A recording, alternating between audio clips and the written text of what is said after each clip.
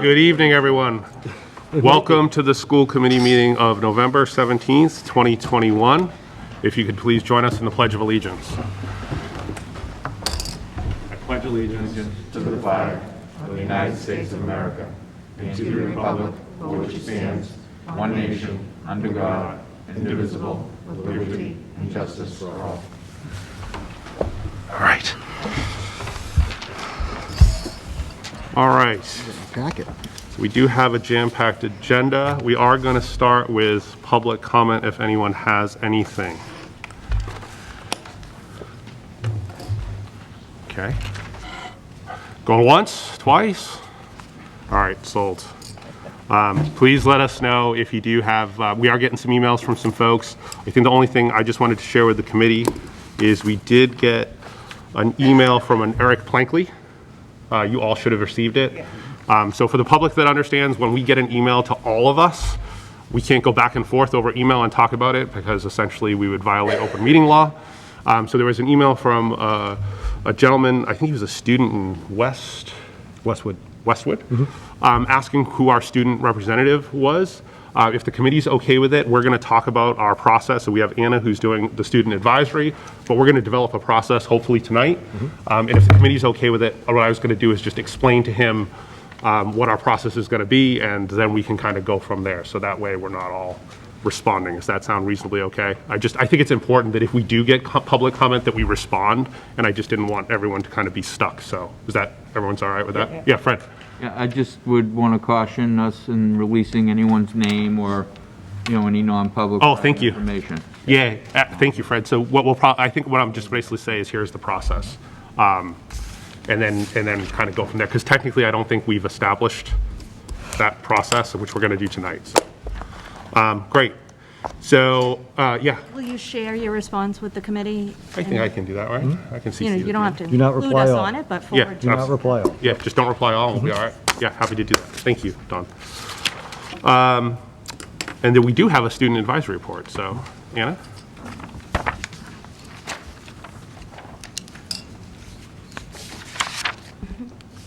Good evening. My name is Anna Flynn, and I'm a senior here at Whitman-Hanson. I've been welcomed here this evening to give a voice to the student body. To be honest, this year has been a roller coaster so far. There have been some spectacular times and some not so spectacular times. For instance, Spirit Week was loads of fun with themes ranging from Pajama Day to Whitman-Hanson Colors Day. I feel it brought a vibrant atmosphere to the building. Homecoming brought a great amount of students together and helped create memories for people who may not have seen each other in over a year.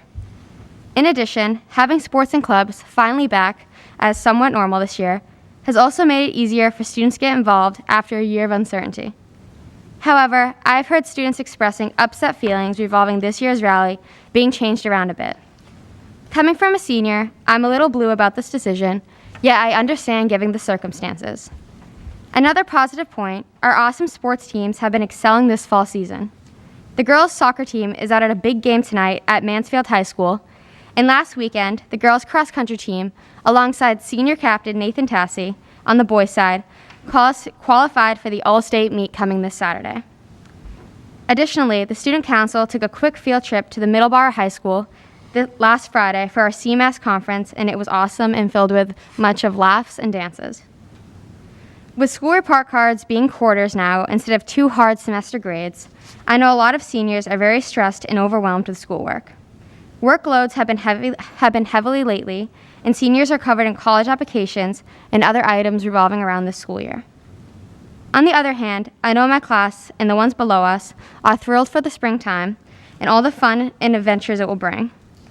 I hope as the school year keeps going, students and teachers, alongside faculty and staff, are going to have a fun school year filled with positive memories and experiences. Thank you, and hope you enjoy the rest of your night. Thank you. Thank you, Anna. Thank you. Any questions or comments for Anna? Great. And Anna, thank you for reminding us that the girls' soccer team does have a big game tonight. So if any of you are getting updates, feel free to share and/or cheer. We'll know it's 1-0 good. 1-0 us. All right. Thank you. 2. Oh, 2. See, look at that. There you go. 2. Excellent. So we'll keep them. We'll keep our positive spirits flowing in their direction, rooting for them in their quest to make to the championship. Awesome. Thank you. Thank you. All right, so meeting minutes. I would look to entertain a motion to approve the meeting minutes as of October 13th, 2021. So moved. Second. Any discussion? Okay, seeing none, all those in favor? Unanimous. Okay. I know we had Will on the agenda next in terms of order, but I don't think they're here yet. So Lauren, if you're ready, can we do the special education program? Is Jeff's pulling it up now? Great, thank you. I thought you were just checking the soccer scores again or trying to get a live feed. Protocol, can I take the mask off up here or no? Yes. Yep. Thank you.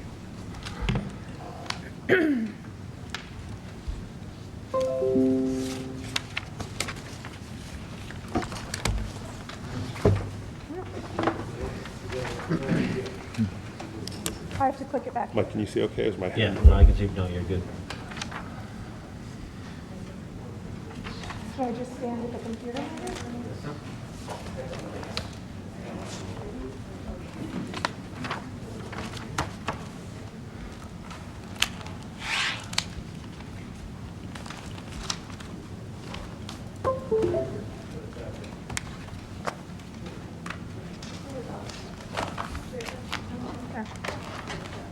Well, good evening.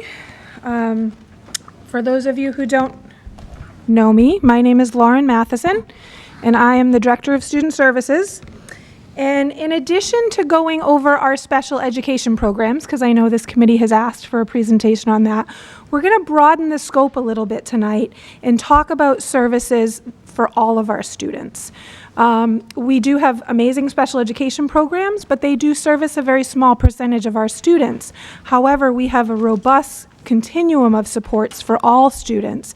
So we're going to start with talking about our multi-tiered system of support through our inclusion programs and then our special education programs, so that you kind of get a flavor for how all students in the district are supported. Tonight I have some fellow presenters who are going to join me. Michelle Ahrens is our new elementary special education coordinator, and she's going to be talking about our multi-tiered system of support. Dr. Nikki Schneeweiss, unfortunately, is not here tonight. She had a last-minute family emergency, so we're going to cover for her. But she's our secondary special education coordinator, and the three of us have been working very closely together this year. It's been a great addition having them and their support, and I'm really looking forward to the continued work we're going to do together. Also, we have Jane Cox, who's our elementary curriculum coordinator, and we're all really collaborating together now on this continuum of supports. So I'm going to turn it over, actually, to Michelle Ahrens, who's going to start us off.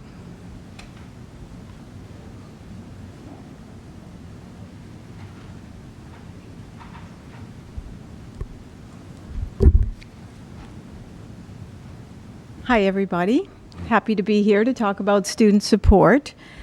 Before we can really fully explain how Whitman-Hanson supports students, we have to start by unpacking the components of MTSS, the multi-tiered system of support, because MTSS is the framework that allows us to support all students. And Whitman-Hanson has been really planning and intentional about planning for the initial implementation of MTSS that we're in the process of this year. So what is MTSS? So it was first conceptualized and defined by ESSA, the Every Student Succeeds Act, in 2015. And here is the definition for you, and I'm going to read it. It is a comprehensive continuum of evidence-based systemic practices to support rapid response to students' needs, with regular observation to facilitate data-based instructional decision-making. So that's a mouthful. That's full of all sorts of key terms and buzzwords. And our goal tonight is to hopefully add some clarity to this definition and to kind of illustrate what this language looks like in practice daily. So it's important to talk about some of the key tenets that are worth highlighting of the MTSS framework. So all students are capable of grade level learning, of course, with adequate support. MTSS is rooted in proactivity and prevention. It's no longer waiting for students to fail before we move in and give them the support. All our practices have to be evidence-based. All our decisions and procedures have to be based on data. And the degree of support given to students needs to be based on their needs. Everybody gets what they need when they need it. The implementation occurs school-wide, and it requires everybody's collaboration. Those last two bullets, equitable access and universal design for learning, those are more comprehensive concepts, and they are really the foundation of the MTSS framework. Equitable access, we could spend a whole night talking about that, but in short, I'll just say that's our job, to recognize that all students are general education students first, and it's their right to have challenging grade level tier 1 instruction that is high quality and also culturally sustainable. So UDL, Universal Design for Learning, that's the proactive part, and that's really our DCAP in action. Does everybody know what the DCAP is? Our District Curriculum Accommodation Plan. And that's our guiding document that gives us tools and strategies that we can use in the gen ed setting to level the playing field. It's our job as educators to understand learner diversity, and our DCAP really outlines how we can do that. So now I'll draw your attention to this visual graphic representation of MTSS. As you can see, surrounding it is the foundational concepts of equitable access and UDL, Universal Design for Learning. I will tell you, this graphic, this is UDL in action right here. So as you recall, a couple of slides ago, I gave you that definition that was kind of wordy, that was in text. And then some people really respond and understand, learn by text, but I also paired that with reading that to you, and some people prefer to have that oral component and listening. But now I'm giving you this visual graphic of MTSS, which speaks to some visual learners. And this is what teachers have to do all the time, have all these different entry points to represent the material. I personally like this graphic, and I think it lends itself easily to explain it. So in the middle, you see the schoolhouse and the tiers, and that is really all the work. That's the meat and the potatoes of MTSS. That's the work that's happening all the time. That's how teachers are giving academic support, behavior support, and social emotional support, and students are getting the support they need throughout the tiers. Jane, in a minute, is going to talk about that, the important work that's happening in the middle of that. I want to draw your attention to the outside. Do you see around the edges those drivers? There's a leadership driver, there's a competency driver, and an implementation driver.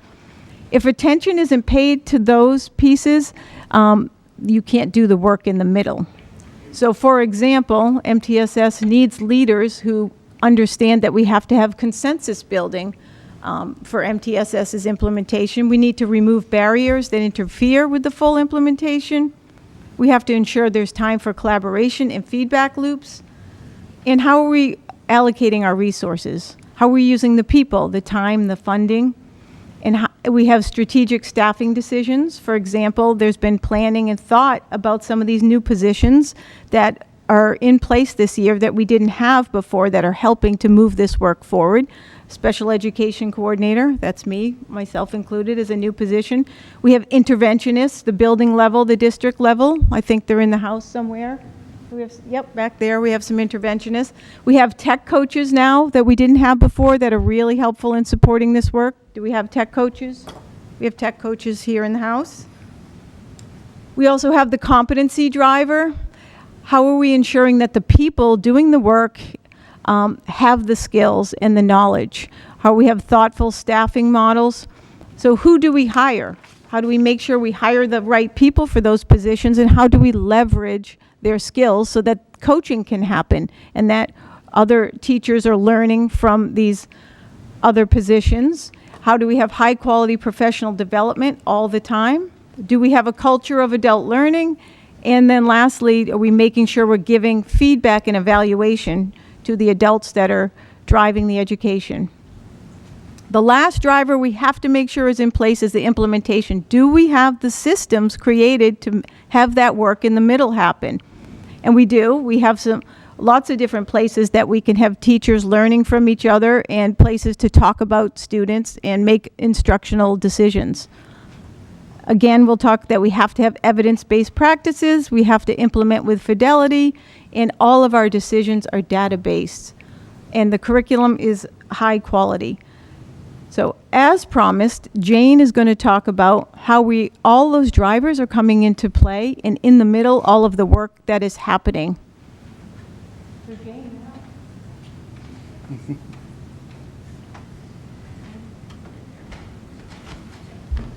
Good evening, everyone. Thank you for having me. I'm really excited to be here tonight to talk to you a little bit about what's going on and what does MTSS look like at Whitman-Hanson. So with our addition of our district reading, math, and tech coordinators, we were able to complete a highly effective universal screening process district-wide. And if you look to this visual, that's the start of the cycle. It's a screening for risk. Screening all students allows for a preventative approach, as Michelle had mentioned. So what is the interpretation process once we have the data? We collect the data, and the district and the building interventionists lead data meetings at our PLCs. They are professional learning communities that are run by the lead teachers at grade levels. We discuss student risk level, which is a tier 1, 2, or 3, the development of groupings, intervention focus, resources, and staff support. The targeted intervention section is tier 1, tier 2, and tier 3. Universal core curriculum is tier 1, and that would be a student who's at or above grade level. In a power block, they would be doing something of an enrichment activity. In tier 2, this student requires some small group support. It's not quite at grade level and really needs to have a little bit of remediation to get to the next level. Tier 3 is the most intensive, and the sessions need to be longer. It needs to be about 3 students max in a group. They need to have frequent sessions. 5 times a week would be the ideal. So our power block times are built into the schedule for a duration of about 6 to 8 weeks. And we're using the high quality curriculum that the district has purchased over the last 2 years, as well as the evidence-based intervention tier 2 and tier 3 resources. So how do we progress monitor all this? The progress monitoring is a fluid process. So after a 6 to 8 week cycle, the stakeholders meet to determine who is making the gains, who needs more intensity, who needs another approach. This is a methodical process, and we do this throughout the 6 to 8 week cycle.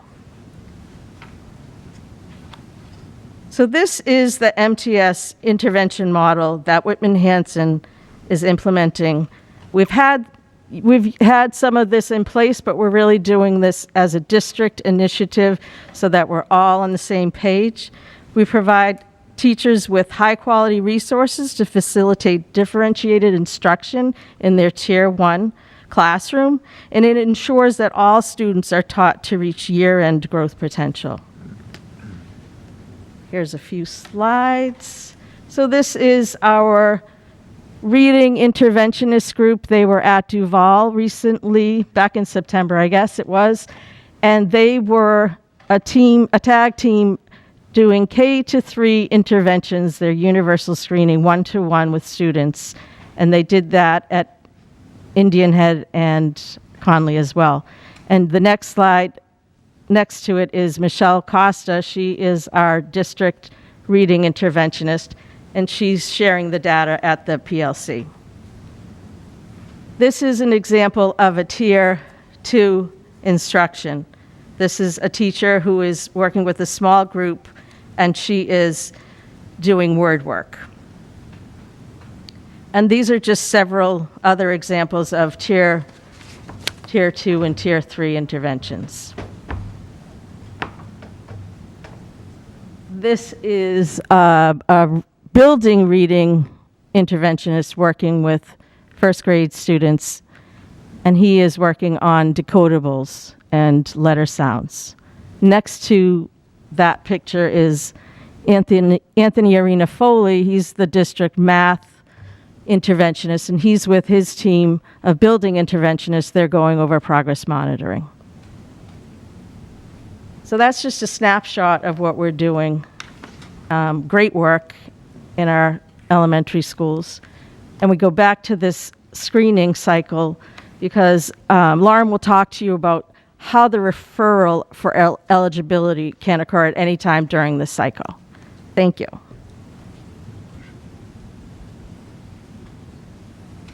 Okay. So as you can see on this slide, while all of this is going on, at any point during this process, if a teacher or any member of the team feels like there is a disability that is potentially impacting the child's education, a referral for eligibility for special education can happen anywhere in this process. So eligibility for an IEP, students can be referred for an evaluation at any time when there is a concern that the disability is impacting their progress in school. And as a district and as schools, we're mandated to test in the area of suspected disability. So the school psychologist, the special educator will do observations. They'll reach out to the family to find out what the family concerns are, what teacher concerns are, and then a comprehensive evaluation will happen in that area of suspected disability. Then the team meets together and discusses the data, including all of the formal evaluations that were completed, and then eligibility for an IEP is determined. And this is just an example. This is the flow chart that is gone through at every IEP meeting. And basically the questions that the team has to consider, it's not just does a child have a disability, it's is there a disability, and is there a lack of effective progress because of that disability? And then finally, does the student require specially designed instruction in order to access their education? If the answer to those is yes, and we kind of go through this flow chart as a team, then the team develops an IEP to meet the needs of that student. The team always considers the least restrictive environment. You might hear the term LRE thrown around. It's one of the tenets of special education in IDEA. And basically, no matter the student's disability, we always have to consider the least restrictive environment, which means we have to educate them as much as possible and as much as is appropriate with their non-disabled peers. So now I'm going to get into our special education programs, but I think it was important to kind of go through that process with you to kind of explain that, again, these programs are for a small percentage of our student population who has significant disabilities that keep them from spending the majority of their day in the general education setting. But the vast majority of our students are serviced through the MTSS model, and the vast majority of students on IEPs are serviced in an inclusion model. But we do have some students who require more support than that. And so now I'm going to get into our special education programs. I'm glad I have this in front of me because I cannot read that. I need glasses, I think.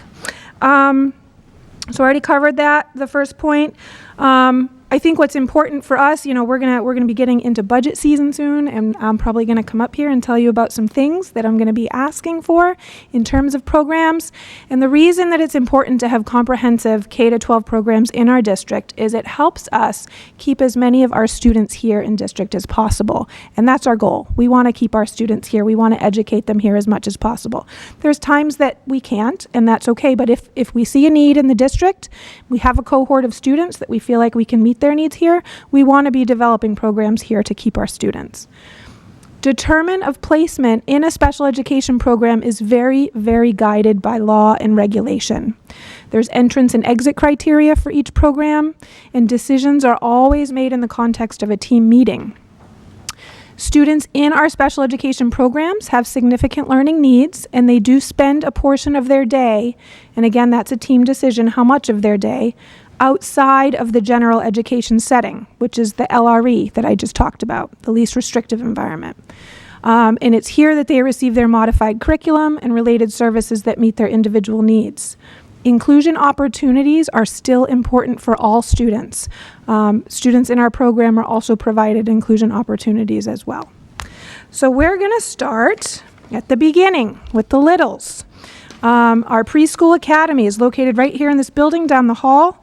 We moved it here when we closed McQuan.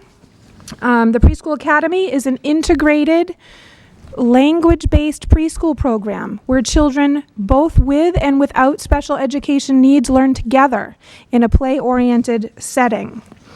All of the teachers in our preschool are special educators. And the curriculum that's covered is social and emotional development, cognitive and language, fine and gross motor development. In addition to our language-based classrooms, we do have a substantially separate classroom setting, and some of our students who are coming to us from early intervention and require significant educational and behavioral supports do receive a percentage of their services in a separate classroom setting. We have several programs available for students that have social and emotional disabilities. Again, just as a caveat, we have mental health support and counseling available to all students. You do not need to be on an IEP or a 504 or any kind of formal plan to access mental health services in school. But these programs are for students who have significant social and emotional or behavioral challenges that prevents them from making effective progress in the general education setting without more substantial supports. So the first program that I'm going to talk to you about is what we call the TLC program. It stands for Therapeutic Learning Center. It's for grades K to 8, and you can see the locations there are at the Conley, Indian Head, and Whitman Middle School. This program is for students diagnosed with a primary disability of social emotional impairment and who are also not successful in the general classroom setting. These students do spend a portion of their day in the TLC classroom with a dedicated special education teacher. They also spend a portion of their day supported by paraprofessionals in the inclusion classroom. It's based on their individual needs. It's based on what's written in their IEP, and it's based on how they're doing that day or how they're doing that week or month. It's very, very individualized. TLC staff works collaboratively with our school adjustment counselors, our school psychologists, and our behavior specialists. At the high school level, we have the Adaptive Learning Center. It's a 9th to 12th grade program, and here we have substantially separate classes for English, math, science, and history. We have a smaller teacher-to-student ratio in these classes, and they're taught by a dual-certified special education teacher and content specialists. And again, all staff collaborate with the mental health support providers in the school. Next is Achieving Success Daily. This is our program for students identified with autism spectrum disorder. Our program locations at the elementary level are at Duval, and we have programs at the high school level. You'll see that there's nothing at the middle school level, and that's simply because right now we do not have a cohort of students at that age level. But we're actually actively planning right now to develop a middle school program for that cohort that's going to be rising up in 4th and 5th grade. Achieving Success Daily. So autism is a spectrum disability. And what that means is different degrees of support and intensity are required. So many of our students with autism are supported in the general education setting, are supported in the inclusion setting. This particular program provides services in a substantially separate setting for students with higher needs that require a higher amount of structure, more predictable routines, and more developmentally appropriate instruction activities. The focus is really on functional skills, and we're trying to increase student independence. We use ABA, which is Applied Behavioral Analysis. BCBA works I love throwing around acronyms and not explaining them. BCBA is a board certified behavior analyst. So they work very closely with the program and uses the methodologies to really help the students with their behavior and provide a functional approach to their intervention. Our PACE program stands for Practical, Academics, and Community Education. This is our program for students identified with developmental and intellectual impairments. As you can see, our elementary programs are at the Duval School. Our middle school program is at Hanson Middle. And again, we have a high school program. So students in the PACE program struggle to fully access the general curriculum within the regular education setting, and they require significant modifications, and they require direct instruction again at their developmental level. Functional academics and life skills are very integral components of this program. And we do provide lots of opportunities for inclusion in special areas, electives, lunch, recess. We do support them with accommodations in their IEPs as well as through paraprofessional support. Our language-based learning program is rather new. This is a program for students identified with significant language-based disabilities. So we started with a middle school program, and we went and we built backwards. So the middle school's been there for some time, and just this year we added 5th grade at Hanson Middle School, and we added the 2nd to 4th grade classroom at the Indian Head School. So a language-based learning disability involves the skills needed for reading, writing, listening, and speaking. The goal of this program is to develop those literacy skills and strategies while also providing support to access the general grade level curriculum. So to do that, students receive supports both in the sub-separate language-based classroom as well as in the general ed classroom setting. Once students get up to the high school, their supports come in the form of co-taught classes, again in English, Math, Science, and History. We have content specialists and special education teachers that co-teach together. And then students also receive support in a strategies for learning class where they receive additional help with executive functioning skills and study skills, things like that. This program has a new name. You might have heard us refer to the postgraduate program before. It's for students that are 18 to 22. The students in the program got together and decided that the postgraduate program didn't adequately describe what they were doing and the skills they were learning in the program. So they collaborated, and I love the name of the program they came up with. So this is a student-driven name, the Transition Vocation Program. And in this program, students are learning life skills, social skills, vocational skills. They stay with us from when they're 18 to 22, most of them. And we provide support for students who are working on community living and the transitional skills that are needed in order for them to be effective in the community. So students only spend a small portion of their day actually here in the building. Just the first 2 periods, they work on functional academics and vocational skills, but then they travel to a local business with a job coach where they get practical application. We currently have a lot of partnerships in the area, which is awesome. A bunch of these are new as well. So we have students that have working in these locations at the Dollar Tree, Mike's House of Pizza, Meadowbrook Bar and Grill, Channel Farm, All American Assisted Living, and also we have students who work here at the high school in school services. We're always looking for new partnerships to expand our students' skill set that they have so that they can, we teach the skills and then they can apply them in different settings. So depending on the student's IEP goals, they might just spend a year in the program and then reach their transition goal, or some students may stay with us until they're 22 years old. The last 2 that I'm going to talk to you about are actually not special education programs, but I think they're important because we do offer supports to students who are on IEPs in this program. So community evening school it's an alternative pathway to a diploma. So we have students who earn a high school diploma, But they do so by coming 3 days a week in the afternoon and evening. They follow a semester calendar. A lot of these students are working, so they will work during the day and then come to school at night. And we do have social emotional support available for these students with a school adjustment counselor.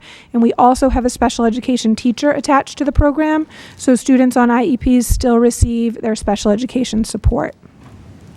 And then finally, this is the last one.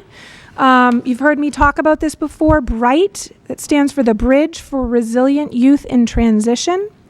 It's not a special education program. This is a program here at the high school. It is for any student that meets the entrance criteria. The very first BRIGHT program was established at Brookline High School out of the Brookline Center for Community Mental Health. It's grown into a network of almost 200 schools in Massachusetts. And Whitman-Hanson was one of the early districts to visit. I remember taking a team and going to visit Brookline High School. The reason is we had a need. We had a revolving door here of students who were being hospitalized and coming back to school, and we weren't able to successfully reintegrate them back, and they would go right back to the hospital, sometimes 2, 3, 4 times. And 1 in 5 adolescents has a serious mental health condition, and 10% of them will experience extended absences from school due to hospitalizations. So reentry is overwhelming. They need support. We want to try to prevent relapse. So those are some of the students in the BRIGHT program. Other students might have serious medical conditions that prevent them from attending school for a period of time. So regardless of why they've missed school, the entrance requirement is just that they have missed school for a period of time. And BRIGHT offers supported reentry, both academically to get them back on track so they're not overwhelmed by all of the missed work, as well as supporting their social and emotional well-being. And we also support the families too. It can be really difficult for families who have had a student out of school for a long time. So we provide a lot of family support through that program. That was a lot of information we just threw at you, and I probably went over my 20 minutes, Jeff. So I'm going to open it up for questions. And because we covered so much, if there's a lot of questions in a certain area, we could always arrange to come back and talk more about MTSS or talk more about our inclusion programs or dive deeper into a certain program. But I'm just going to open it up now for questions. So Lauren, what I'm going to suggest, just kind of from a timing perspective, so if anyone has any immediate or burning questions for Lauren, ask them now, and we can do a couple. But otherwise, Jeff, I'm sure you're okay with this. So what I would suggest is just if you have a question for Lauren, just send it to Jeff, and he can kind of filter them all, and then we can kind of organize it that way.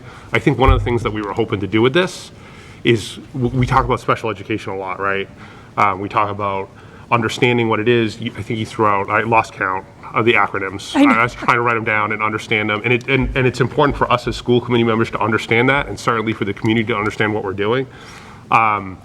So I think spending the time tonight is critical. We have to do it. It's part of our obligation as school committee members. Certainly the community should understand there's a whole bunch of stuff within the budget that I'm sure is tied to funding a lot of what we talked about. So I'm going to kind of leave it there. If anyone in the committee has an immediate question, raise your hand, let's fire away. But otherwise, Jeff, if you're okay with it, because I know we don't want to have people going directly to Lauren, we'll kind of filter them through you. Dawn, go ahead. I know we were provided with a document, a handout also, the program plan statement. So that's not related. We're going to get to, Okay. that's the next item. Okay, fair Great enough, question. and I'll hold that. So thank you, and these services are fantastic. I'm glad we have them for all our students. My one question is, because I read in that plan document, so it talks about an evaluation for special ed or an IEP is not conducted without parental consent. Yes. So I think my concern might be those students where we've reached out. So if you can sort of share with me maybe the district's process on how to receive parental consent and when we might not receive that and how we handle it. Yes. So parental consent is absolutely required for any evaluation. parents always have the right, and they can give their consent, and then they can change their mind and take it back as well. So we have to partner with parents. We share with them if it's sometimes it's a parent-driven referral, right? They have the concern and they bring it to us. And when a parent brings us a concern, we have to evaluate. If a parent asks for an evaluation, we have to evaluate. But sometimes it's the school that has the concern. And so when that happens, we have to partner with parents. We have to have meaningful conversations with them and explain to them what we're seeing, maybe show them some data of how the student's performing and where really they should be to help them understand why we're concerned. And again, that whole MTSS process, I'm sure we're intervening before we get to the evaluation because we've been screening, right? We've been screening and looking at data and intervening. But if we feel like the student needs more than that, we're going to ask for consent to evaluate. If a parent does not give their consent, the school cannot evaluate. We just continue to support.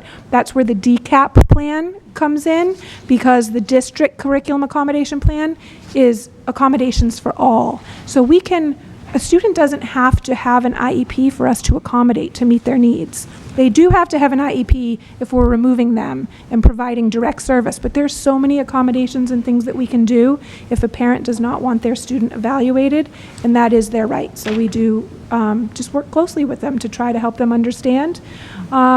I can't think of any occasions where it really became a problem. Do you know of any attempts where you've tried to reach out and not heard back from parents? And do we document that, in Everything's a sense of, documented, yes. as far as the communication and trying to get that involvement? Okay. Thank you. Thanks, Don. Everyone else is good, or Fred? Yeah? Quick couple questions. You had mentioned that we now have coaches and team leaders, etc. How many new positions did we add? I'll ask for help. So we have 2 tech coaches, elementary and secondary. Yep. We have 2 interventionists, leaders, elementary and secondary. Okay. And we added 2 coordinators, elementary and secondary. Did I miss anybody? Nope. Okay. And the funding source, was that, It was in the budget last year. it was in the budget, not under ESSER? That was part of ESSER too. That was part of ESSER, but it's in the proposed budget from last year, in the FY22 budget. Okay, so it's not one-time or three-time money? I think we're going to be okay over time as we look at our finances right now, and we'll share more with that as we go into FY23, where we're at with ESSER and ESSER 2 and ESSER 3. Because just my concern is being able to sustain everything in the future as well. That's absolutely our concern as well, and that's part of under special education, and I know we're going to talk about budget as we move forward, but circuit breaker comes into account sometimes for some of these positions as well, because they're special education positions. Okay. Okay, so like I said, if there are other questions, I'm gonna probably go back and rewatch that at some point, because there was a lot there, and so I'm sure I'll have some questions after I rewatch it. Everything is in your hand. Pretty much everything we said is spelled out in your handout with some additional at the end. We included some specifics in terms of our interventionists, of our tech coaches. I mean, we have amazing staff. I couldn't possibly list them all. But just so you can get a feel for some of our new positions that we have, those are in there. We have great staff, and we're collaborating and working well together to really just meet the... Feel free to email me any questions for Lauren, and we'll get back to you with your specific question. Thank you. And then the next item, so in your packets, there's a special education program plan statement. This is a required filing that has to go to DESE every year, and it's required to be filed. Lauren, help me out. The date was December? I think it's December 1st. December 1st, so it's coming up quickly. And so last time I was in meeting with Jeff, there is a signature there for the chair of the school committee, but I think one of the things we talked about as a committee is that making sure that the committee votes things. So it is in your packets. What I'm going to continue to do is bring these things to the committee. If we get to a point where we think we need to delegate something, we can cross the bridge at that point. But kind of my general thought is, as chair, I should only be signing on behalf of the committee, not for the committee in terms of something we haven't looked at. So I would be looking for a motion to approve the plan statement as presented. So moved. Second. Okay, discussion. Don? Thank you. My follow-up question is not really a question, but I'm reading the document. And on page 2, and I just wanted to point out, it indicates total number of students in the district, 3,713. Number of students eligible for special ed, 653. So I recall you actually said, it's a small percentage of our students require special ed. And I Just to clarify, a small percentage of our students are in our special education programs. Perfect. The majority of these 653 are in the general education setting receiving their services. Okay, perfect clarification, thank you. And just recognizing that some of those students that are in the traditional setting are still going to need services and staff to go with that. And, that number looks to be about 18% of our population, so we can see why that would be a large piece of our budget. That's really more of my comment. Sure. Any other? Is that what our enrollment was certified for, is 37? So I just picked that up, Fred, too. So that's not our enrollment as I have it right now. I pulled actually I had Lisa pull this maybe 2 months ago. Okay. So I that's don't- prior to October. That's not our certified enrollment right now. Okay. And that's what I will share with you folks. Our certified enrollment right now, I think, is 3,600, as I shared with the committee in my enrollment report. Does that include our out-of-district students? Yes. Okay. Okay, so we have to update that number. I can change Yeah. that. Yep. So just so you know, that's the only, this plan, nothing changes in this plan. We're just certifying as a district that we are meeting the needs as outlined in this plan, which is outlined in the law. The only thing I update each year is the buildings, the students, and the number of students that are eligible. So I'll have to make that correction. But then we're part of a tiered focus monitoring cycle, and every few years, they descend on the district. This actually happens to be a year that they're coming. And so it's not just us saying that we're doing all these things, they're going to look and make sure we're doing all these things. And you'll get a formal written report saying how we're doing with all of these things. So that will be coming this year as well. Okay, good catch, thank you. Yeah, Fred? I know that there was also a component within here with budget to talk about the circuit breaker and budget numbers. Where are you? Oh, I saw something in here. The finance report, perhaps? Yeah, I think it was with John's. Doc B1, DOR circuit breaker accounting. What page, do you know, Fred, if you scroll up or down? The page number's on the bottom right.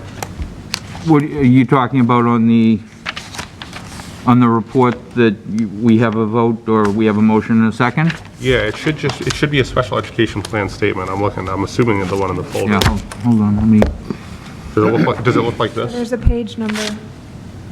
yeah, I don't have that either. I don't see that. You don't have that? Oh, Michelle emailed that one around, right? Or you put Oh, it? that's the one that you emailed? Yeah, that was the one that Michelle sent an email to the committee saying, hey, it's now in Google Drive, so it should be in Google. yeah.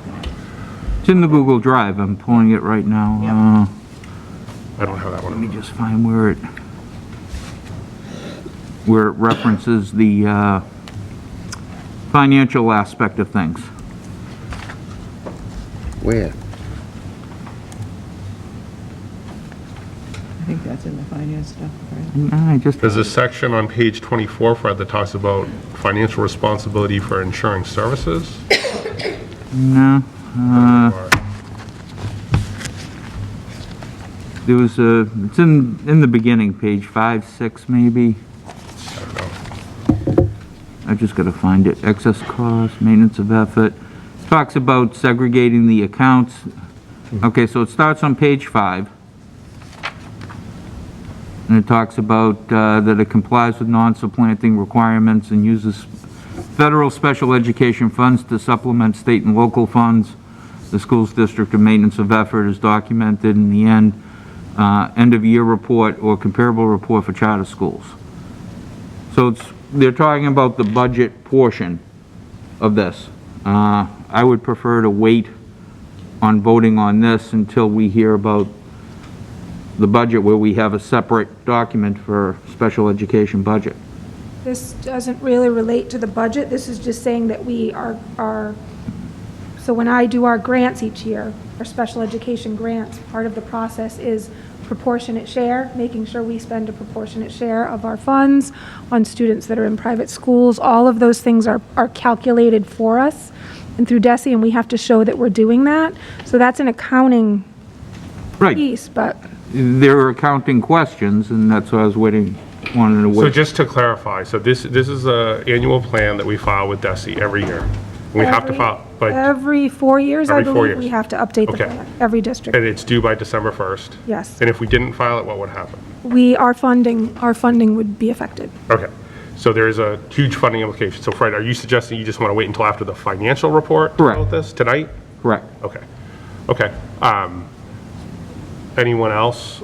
So I guess before we. Motion to table. Well, hold on, hold on. Can you hold that first 1 Sure. second? Can I get a motion to amend the plan document for the total number of students enrolled in the district from 3713 to 3600, which is what Jeff's going to report out? So moved. Second. Any discussion on the amendment? All those in favor? Okay. So we have an amended agreement with the enrollment that ties, and we can certainly hold off on voting this one if the committee so chooses. I just had one quick question. I didn't get my hand up quick enough when we amended that. Is the 653 SPED students, is that accurate as still? We'll double check that. So where would that be located? Because you're going to need a vote of the committee. So if you want this filed by December 1st, it's November 17th, and we're not meeting before then. I mean, it was pulled directly from eSped, which is our system. Okay, well, would you have a few minutes to check it after you're done here? Yes. Is it like accessible through a computer? Because if the committee so chooses, we're not going to vote this until after John We'll check Stenwick's it. done with his We'll piece. check He can have a few minutes to check it now. Check. Does that work? Yep. Sorry, but thank you. All right, so then, so Fred, you were going to make a motion to table Motion to table for a few minutes? or A little bit. until after the budget report. Sure. Second. Any discussion on that? Okay, all those in favor? Great, okay. So Lauren, that'll give you an opportunity, she'll be able to find that. I hope Great. so. Yeah. Okay, so we have an amended draft of that. Next item is Whitman-Will, right? Yes, is that what we're doing next? We have some members of Whitman-Will, you know, we're a partnership with the Brockton Area Collaborative Coalition. I always mess that up. As far as our substance abuse task force here, we partnered really well with the community of Whitman and the community of Hanson. In fact, both towns usually contribute to our Whitman-Will budget. Gabby, and I think you changed your last name. Have you changed your last name? Not yet. Okay. Sergio. Gabby's here to present some of the data. We survey our students every year on substances. And in the back, trying to hide our SROs, Derek Harrington and Kevin Harrington, who work well with us here. And while Gabby's speaking, just for the public to know, I've left a little device in front of every school committee member because we talk about alternative cigarettes. And these are the alternative cigarettes in the high school now, or vapes. This is what has been confiscated this year, or at least partially. They're very different than the pack of smokes that you might have had rolled up in your sleeves, Mr. Boyce, back in the day. I don't think so, but But, I'll take one for everyone. you know, but these are Back to the 80s. these are our challenge right now. And I do believe we've met, Kevin, Derek, some counselors and I met to talk about a anti-vaping curriculum for the district, as well as some alternative consequences for students who are caught for first time, second time, third time vaping, consequence/learning. So we're working on that as a district right now, but I'd like Gabby to share kind of where our kids are at and how that might have changed over the past years. And you got about 10 minutes, and then I'll show our commercial. Okay, you want me to do the data first? Yes, please. Are you pulling the PowerPoint up, or do they have it just a copy? They just have a copy. Okay. Are you looking at a PowerPoint or the tables? All right, perfect. Which one do you want? Yeah. That's exactly. So again, I'm Gabby Peruccio. I'm from High Points Prevention Services team, and we get to provide grant funding toward our local coalitions through federal and state funding to address substance use prevention. So this is why we are able to do this survey through our evaluator, Kelly Research Associates. So We do this every year, but this school year data that we're looking at right now is 2020-2021 school year, so this past year. And we surveyed 6th, 7th, and 8th graders, and then 9th, 11th, and 12th graders at the high school.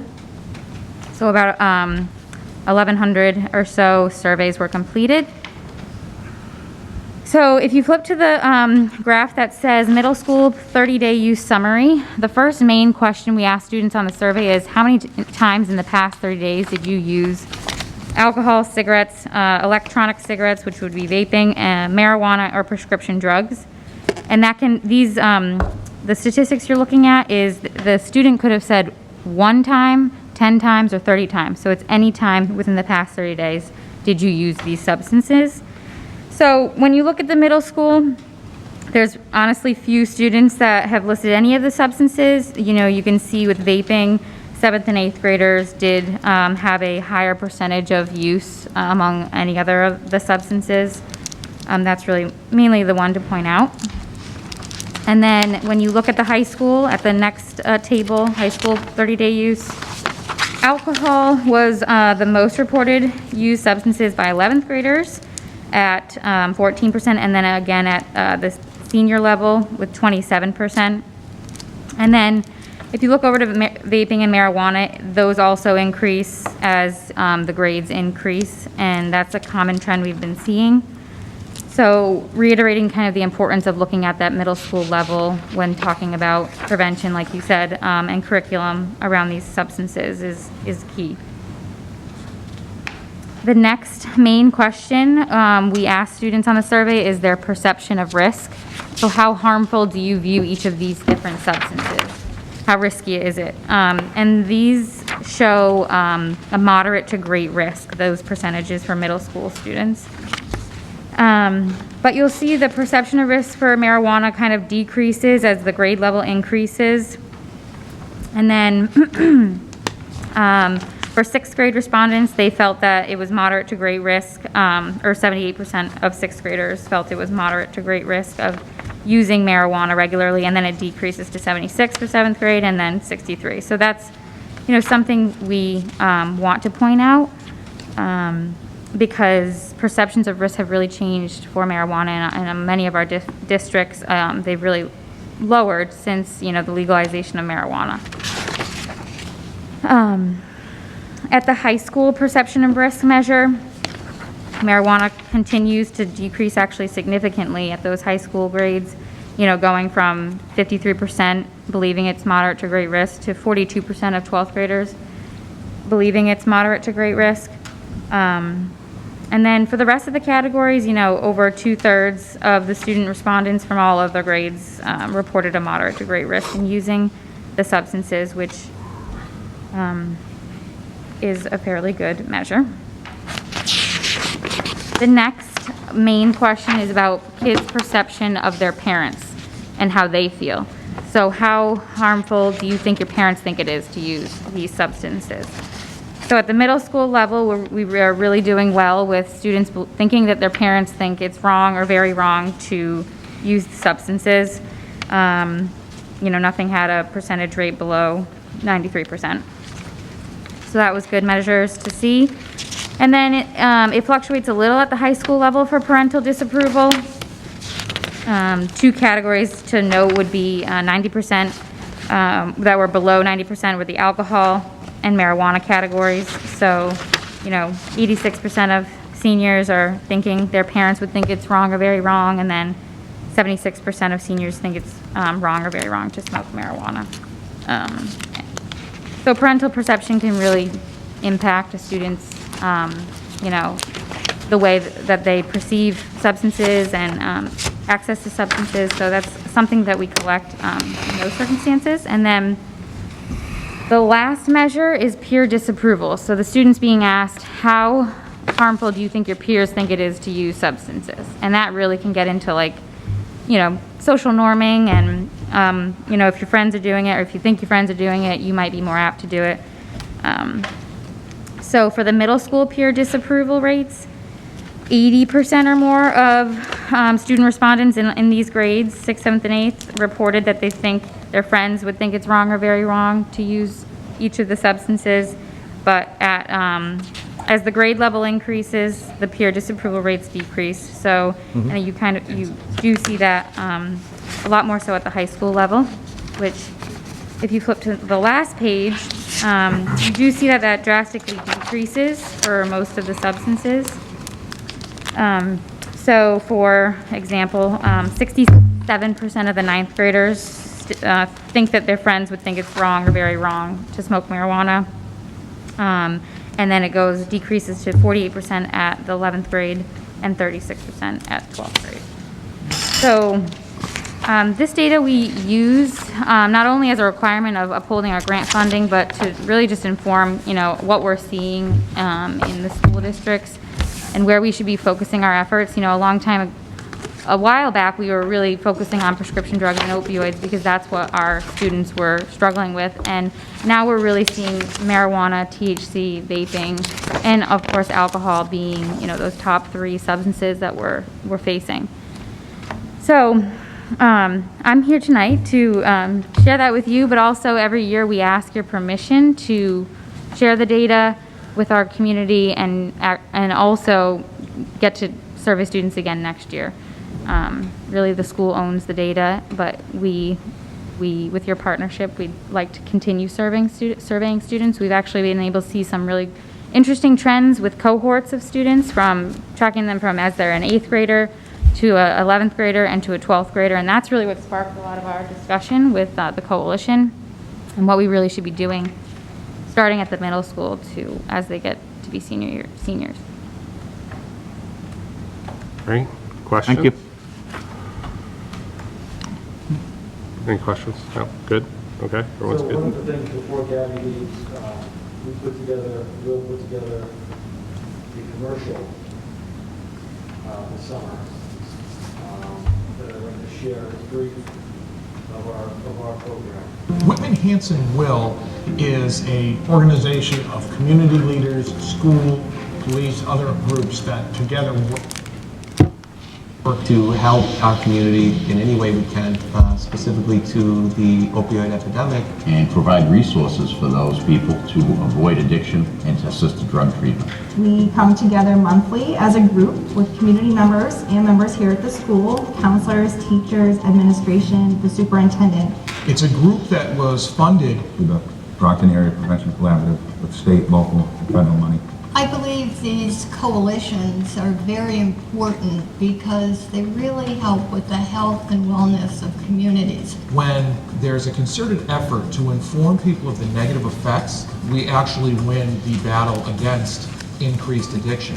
I think working in this field for over 40 years, I've seen an awful lot of changes. I mean, we originally started in 1973, and all our patients then had issues with alcohol. Drugs were very, very rare at that time. Our average age of our patient at that time was 55. When I retired a couple of years ago, the average age of our patients were 24.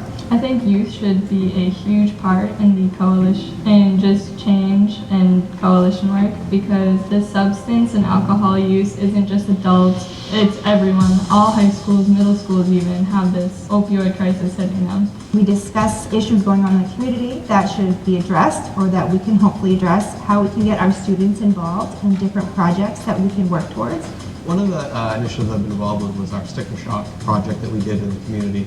We went around and we posted little stickers on liquor stores so that people could see these stickers and recognize, like, I can't buy alcohol for underage students, and this is something that still happens. We have multiple signs and signage around the school that consistently remind students that there are other methods to help them if they're having difficulties or having any issues. The medical term is substance use disorder, and it's a medical condition, like a heart disorder or diabetes, and it should be treated with that respect, and it shouldn't be hidden. I think people are afraid, especially if they're in their families, they hide it. People who have begun to struggle with an out-of-control use of opioids need compassion, not just shaming, and certainly not a law enforcement kind of response, but a way that helps them get out of it. The coalition has been a great help to us. As police officers, we can't do everything. However, we're usually the first ones that see the problems, see people and families that need assistance. The coalition gives us the opportunity to reach out to those families and get them the assistance and the help they need. We can't decide for people, but we sure can give them information to make the best decision possible for them. And Whitman-Hanson Will really helps us with the opportunities that we have afforded to us to do that. And I'm just glad to see this removing of shame from the problem of addiction, especially as so many people have maybe had their first exposure to opioids from a source they thought they could trust. This is a big deal. Like, substance use is everywhere. Just because it's not talked about, it's there. The more people who talk about it, the more ideas, the more ways we can keep our community healthy and keep our children safe. People in Whitman have been very good about supporting their citizens in need, whether it be students, whether it be elderly, or whether it be young people who have issues. We need the resources here because we do have opiate problems in town, and there's people that are benefiting from the help that we're given, and it's opening other people's eyes to the problems that we do have. Now we have a chance to actually give them hope, to give them the treatment they need, and hopefully break that cycle, get them out of it, and get them into recovery. If you know anyone that's addicted, whether it's family, friends, or you've heard stories, and you just need somewhere to go to either talk about it or know that you're not alone, that's what this group is for. Whitman-Hanson Will is a part of a regional collaborative, the Brockton Area Prevention Collaborative. The mission of Whitman-Hanson Will is to save lives from substance use and prevent the damage it can do to individuals, families, and to the local community.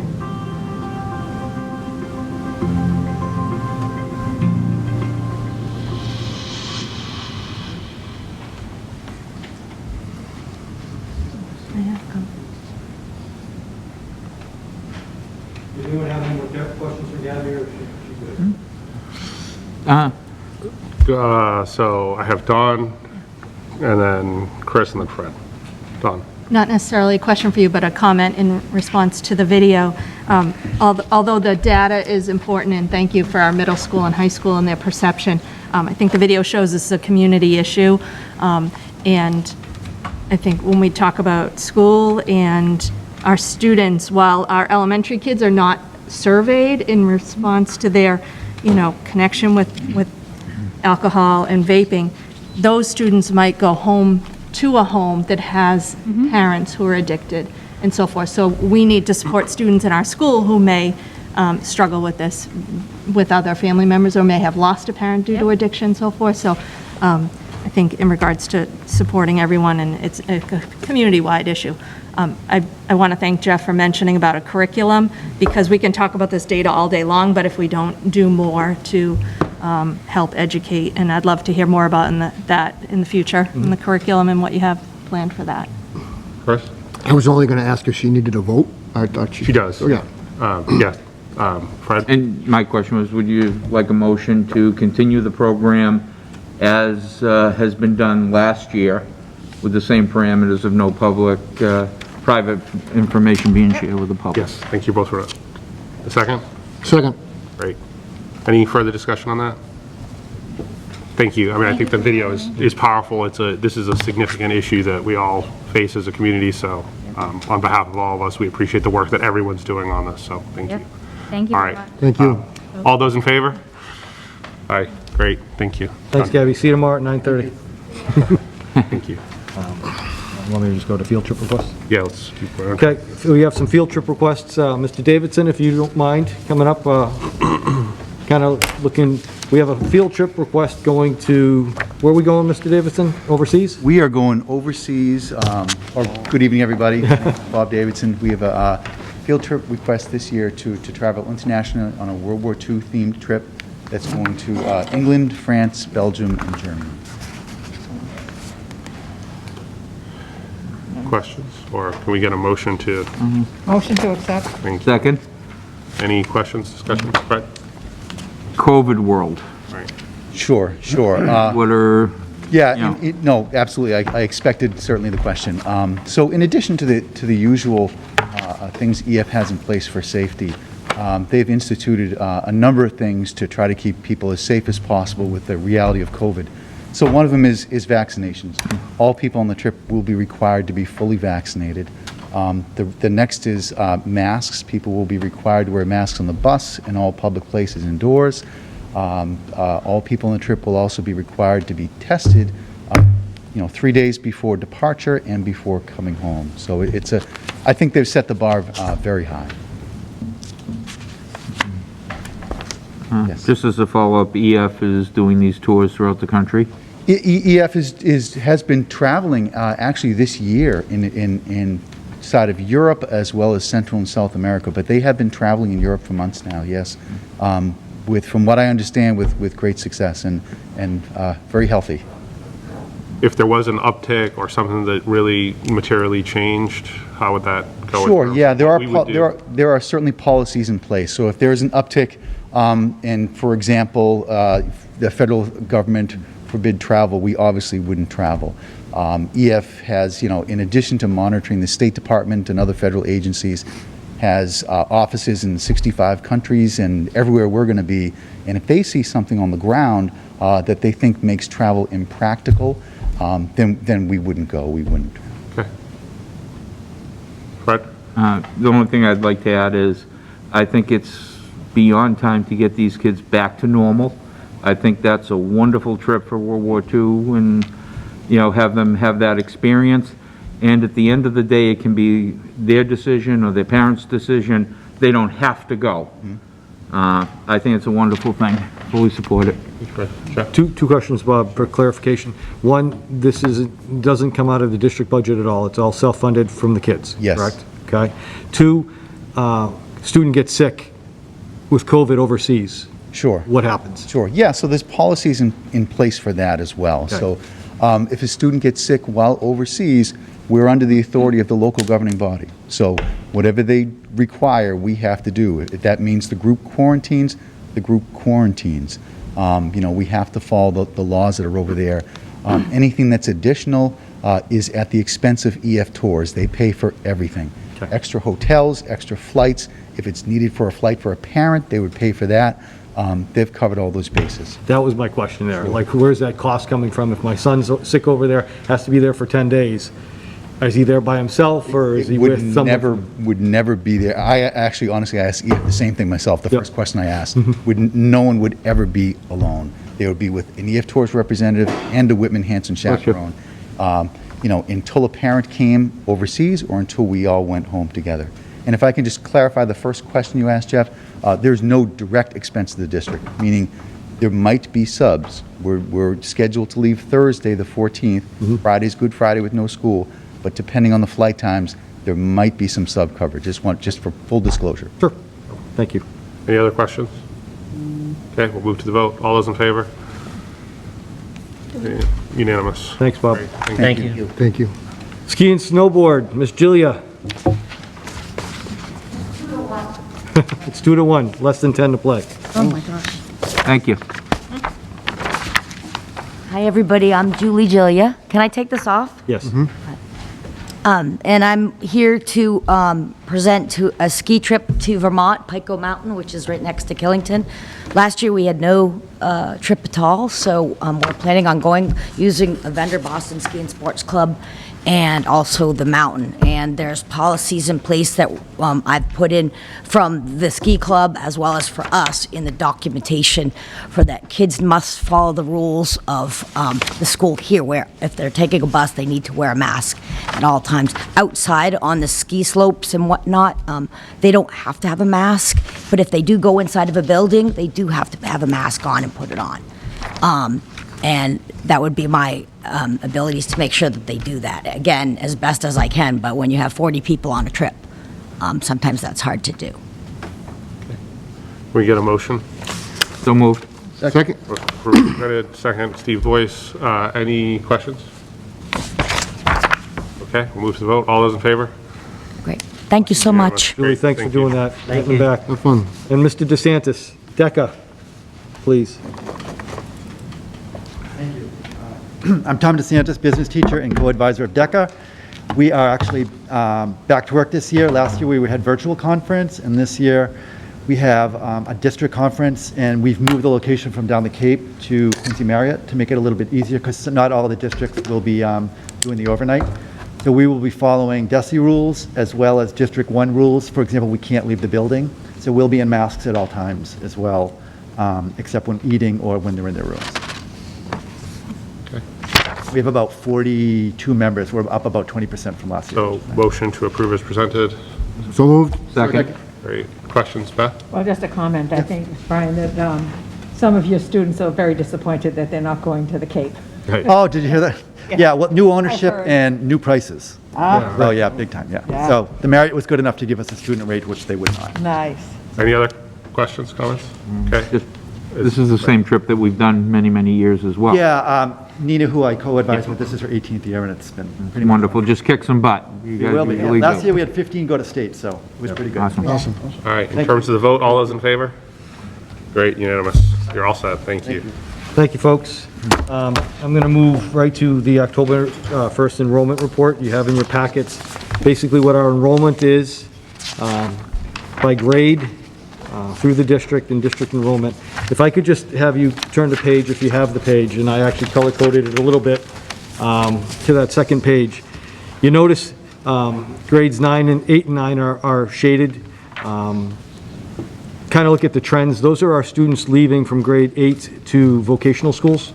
Norfolk Aggie, South Shore Voc Tech, private schools, different academies, private, and like I said, vocational schools. And they roughly average between 60 and 75 kids.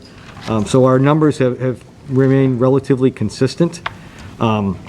If you look at the K numbers, because we're looking at our tuition-free full-day K, where we're looking at for next year, in 18, 19, 19, 20, and 21, 22, kind of is consistent at 237, 238 kids. However, I would have you look over to grade 1 because those numbers are a little different. Those numbers are probably the students that were at Mary Deb or another private kindergarten.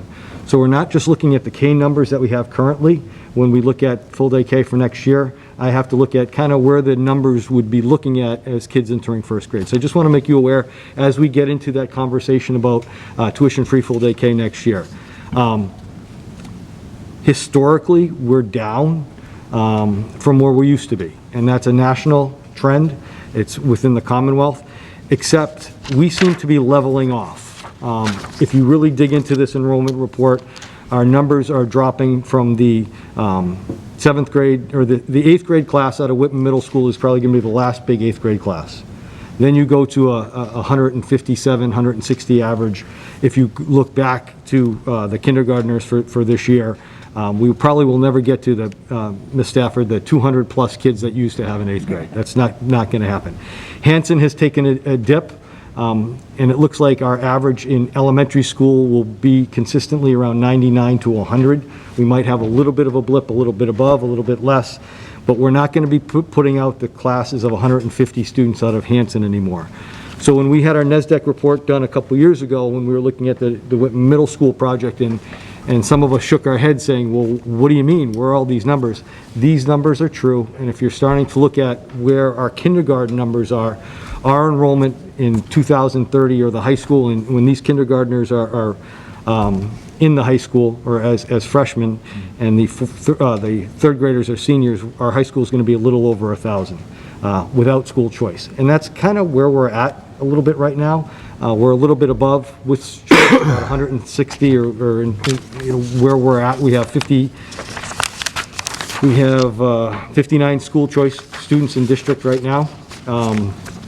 So our enrollment's not gaining, even though we have housing complexes being developed in town, in both communities. It looks like our enrollment's going to remain consistent, and we can have some good information moving forward when we start looking at a 5-year plan for budgets and based on enrollment and what we have. So that's what we have for enrollment now. And I also want to just share with you, I just did a very, very brief historical piece on homeschooling. Currently, we have 76 students homeschooled. During the pandemic, we had 95. Prior to the pandemic, we had 33. So we did take a hit, and I do think some students have enjoyed homeschooling or the curriculums that their parents have purchased for them. I'm hoping to bring them back at some point, but I don't know. So just to show you, we used to average around 30 to 40 kids homeschooled. The pandemic really brought us up, and we're recovering. And we do, I don't want to say daily, weekly, we have kids every other week coming back from homeschool, coming back into the district. So that number will continue to go down. What I don't show here, and we'll talk about it at another point, is our growth of our English language students. We've had a tremendous growth of our English language students over the past few years, with this year topping. Lauren, what do we have right now in district ELs?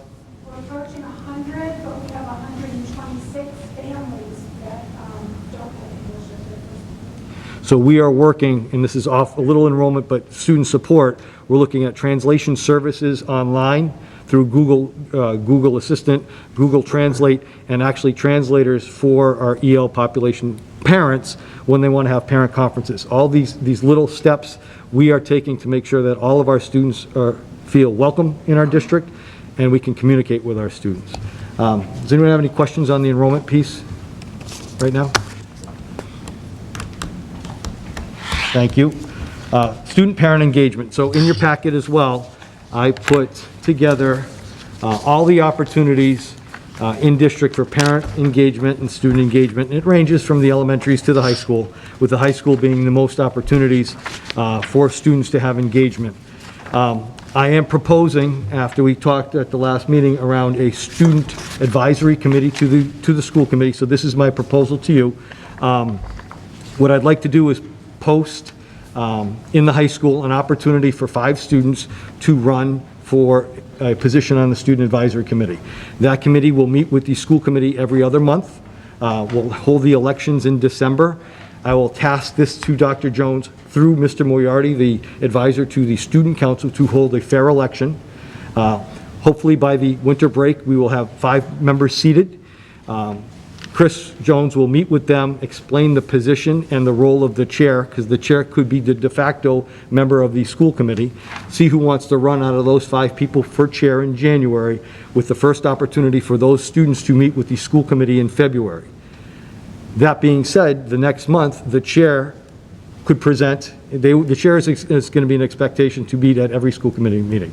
The students could be invited to every school committee meeting, but we wouldn't have an opportunity for interaction except on the odd month. So January, March, or what did I say, February, April, and June. And in June, we can, or in May, we can reevaluate how we want to do this, but have those elections again in June. We can see how it worked and see if we want to actually have an election in June or wait till September when we actually get the freshman class in here. So that's my proposal to you folks as far as that Student Advisory Committee. It falls directly in line with Mass General laws that we spoke about, and that's where I'm at with that. And Jeff, just to clarify 2 quick things, because I know you and I briefly talked about this. So the expectation of the interaction with the meeting, I think what you had suggested was, we would, similar to public comment, we'll just have some time maybe at the beginning of the meeting to have those 5 members attend, share. They can figure it out, right? They can figure out what one's going to present, or all 5, however they want to do it. And then, so that was point 1. And then point 2, I think, the way you explained it, was the elected chair of that committee. Yes. So they would be a I don't know if you said this, but they would essentially be a non-voting member of the school committee. So they would be participating with us in the meetings, they just wouldn't vote. Right? Is that what you're thinking? That's absolutely correct. Okay, sorry, questions? Chris. Chris, and then Fred. Okay. Any ideas on how this will be presented to the students in terms of trying to gain support and whatnot? So we'll put out a general message. The school committee is forming a student advisory committee. Right. If you choose to, it can be anyone. Well, I'm only asking because I'm thinking of, kids that, I almost would like to see us try to sell this to the kids, you know what I mean? Like, instead of just putting up something and see what happens, you know what I mean? So I'm asking if there's any plan to try to promote this, or, you know what I mean? I think I can come up with a plan after we approve it. Sure. Yeah. Maybe you can do a commercial. Sorry, Fred. I think Fred, and then. As far as the representation, are we going to try to have somebody in each grade, or? That's up to this group. In other words, to make sure that there's a freshman voice, a sophomore voice, The etc. law is gray, The law says 5 students. So if this committee chooses to say a freshman, sophomore, junior, senior, you may. The challenge is going to be, if you say that, if you say there's a freshman, you will not have a freshman in September because you're voting before they become members of the high school. Or they're voting in June. So that's what I want to just clarify, but you can, this committee can tell me what you want. This is just my proposal to say, I think this is where we want to start and get student engagement. Or you could even do it, no more than 2 per class, to a total of 5. So you have theoretically 2 seniors, 2 juniors, and a sophomore. Something like that. I just think to try and get a little bit of a mix. So let's stay on this topic. So if Jeff's looking for, do other people have thoughts on how they want to? And I have one more item. As far as the agenda goes, if the chair of that committee could work with the chair of our committee, and you even come up with every other month an agenda item or a few agenda items, that could spurn very good conversation. So I think the way that Jeff's positioning it is Dr. Jones should be helping facilitate that. And I think my general comment is we should let the students kind of run with it, right? So if they say they want to me, it's like you got 15 minutes. They want to have one person present on one thing and one person present on another, great. If they want one person to take the entire time to talk about something for 15, so be it. I think the whole spirit of this is let the students run with it and then we'll learn. Absolutely. And that January meeting for me is to clarify what that role would be and what can be said in a public meeting and what can't be. Right. Just so that they don't get in trouble. We don't want to do that. We want them to share, but we want to make sure that they don't misstep because they're students. So other thoughts on construct? Chris? Yeah, I think we should leave it open, and just 5 students, just because we're at the beginning stages of this, we want participation, we don't want to restrict anything. But my main interest is finding out how it's going to be promoted and advertised to the kids to try to get that involvement, Okay. I just have a general question. Some of us have high schoolers. Could our children qualify to be on this, or is that a conflict of interest? If should they want to? No conflict. No I can't think of any conflict because even if they were the chair, girls 1, 2 to 1. Do I get it right? Am I reading that right? Sweet. On to the states. So I didn't want to interrupt. Yeah. Awesome. Day 1? Day 1. So they're going to Awesome. finals. So you know what? I will check on that. That's a great question. I can't think there's. I don't think there should be They're a not conflict. voting. Right. Okay, Great question. I'm not saying that my kids are going to want to do it, or. No, but better to find out. Better to find out. No, it's Better true. to find out before than. Well, that's what I'm 100%. But I'll check on that, but I don't think there would be, because they're not voting members, and there wouldn't be a conflict. Right. Other thoughts? So we do need to provide some degree of consensus here to the superintendent in terms of, do we want to specify X from this grade, X from that, or do we want to leave it open? I see a lot of no's. No. Okay. I know. All right. So Fred, No, I'm ambiguous, so. so we'll leave it open and leave it up to the student body. If the student body elects 5 sophomores, then they elect 5 sophomores. So be it. Quick question. Yeah. So thank you very much. And the election, for the students to understand, would it be just through the end of this school year? Yes. Because I believe then, as the law is written, their election typically would happen in the fall, because you mentioned, so I think they vote a chair at the end of the year for next year. You have it in front of you. And then their elections are like in the fall with all the student body, all the students who come into high school Yeah, in the fall. it does say the chair in the fall, in June, but Yeah. it doesn't give a delineation of when the elections would be. Yeah, right. Oh, that's So- good. Oh, good So it's good. It's good we're having it mid-year. Yep. So maybe that could be part of the discussion with Dr. Jones, like the understanding that it's just through June, and then another election, I guess, is supposed to happen every year. There is, it's a 1-year Yeah. term. Yeah, okay. Okay. Just- Mike. So maybe I missed it, but would a teacher or somebody be appointed in charge of this? And would they receive a stipend as an additional job title? So my recommendation is to Dr. Jones, as other duties as assigned, as the superintendent to the principal, to kind of get it off the ground. Because it's going to be meeting with him. I'm going to jump in with him to get it off the ground. And I think that's a definite talking point in May. But for this specific piece, I'd like to have him get it off the ground, see how it goes. Then we can evaluate as we go. And if this is a stipend in position, it's a stipend in position. We talk about that.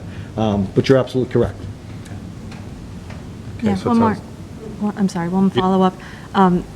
I believe the law also allows for a school committee member to be designated as the outreach sort of coordinator with this student advisory council. A school committee may designate a student outreach coordinator for the purpose of ensuring the establishment of a student advisory committee and regularly informing the advisory committee of the school committee's agenda. So, right, so I think what you're, right, so I think what you're saying is we could have a school committee member engage with the student body to do this. I think what you're saying is your recommendation is to start to have not a school committee member, but Dr. Jones run with this. Correct. Okay. Yeah. Okay. Right.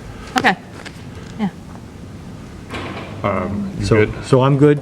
We're gonna post, we're gonna do this in December. I'll report out in January the results, with the hope that we can convene that first meeting in February. And I'll share with the committee the publicity for that. It'll be a do not reply all, but I'll share with you the publicity. Oh, thank you. Okay? Yeah. Because I missed what you said. Do you hope to have the elections when? Before break. Okay, but after our next meeting? It'll be in that process. Okay. Yeah, I have I'm to just see curious, what yeah. their schedule is like. Yep. And if we look at traditionally, like right now, if you want to have an election, somebody wants to run, there's an opportunity to give a speech, them to publicize themselves, write whatever, be a candidate. So we have Thanksgiving next week, we'll hit it the week after. I'm thinking the elections are the 13th through the 17th of December. We calculate that, they know before they go out for winter break, and then we convene in January. And the end goal is to have them participate in the February meeting. Yep. So we'll add this to kind of like our annual agenda listing. So Yep. what do you, I think you said February, April, June? Do I have it? February, April, June, right? Yeah, okay. You had other stuff on engagement? Or? Yep, so a couple other things on engagement. All school councils have been formed. The only blip was the high school, and Dr. Jones was able to bring people in and then have his election of his chairperson at his meeting. The other councils have been formed through their PTOs. I have been getting out, and I actually got out to another, my coffee hour. If any, I met with parents here at the high school. I do that monthly now. My next one is at Conley, the first week of December. What I'd like to do is invite a member of the school committee to join me as a listener, kind of be there. So I am going to kind of put out an alphabetical list, and I'll give you a call and say, are you free at this point? And if Mr. Boyce says, great, perfect, I'll check them off the list, and at the next one, Ms. Bourgeois, are you available? If you're not, I'll go to Ms. Byers, I'll go around. So everybody will have an opportunity. I don't want more than one, and it's not because I don't love y'all, but I think people get intimidated if you have a couple of school committee members with the superintendent. And the parent meetings that I've had so far have been outstanding. Parents are, there's no agenda, so it's just a dialogue. The first meeting I had, I was able to solve some problems that the parents had brought to my attention, and we were able to fix it. This last meeting was great. It was just sharing some thoughts on the district. So the other piece that I'm doing is I will be getting out to some PTOs, and I'm actually going to ask the chair and the vice chair to come with me on those available dates that I'll be meeting with the PTOs to get some formalized time with parents who have committed to a group in district. So that'll be out there. So just so you know, Chris and Chris are going to be invited to those meetings. You'll have an opportunity to meet informally with parents. We'll meet formally with parents, just as we go through the winter, spring, and as we get into the budget. So those are the pieces. I appreciate your time in putting together that advisory committee. I think that'll be beneficial for our district. So do we need to actually, you might know this, I'm sorry, I'm gonna look at you. Do we, in that MGL, does the school committee need to approve or not? No, just. Okay. It's already there. It's just there. Nope. Awesome, then we don't have to vote it. Thank you both. Great. Takeaway from MASC, I was in a group session, Ms. Byers, Chris, George, and myself were talking about grants and how we roll out grants in districts. Learning piece for us, I will be much more transparent with the committee when we apply for grants, when we get the grants. The committee is supposed to formally accept the grant, okay, but not tell us how to enact the grant. And I don't think we do a good job of telling you how we enact the grant.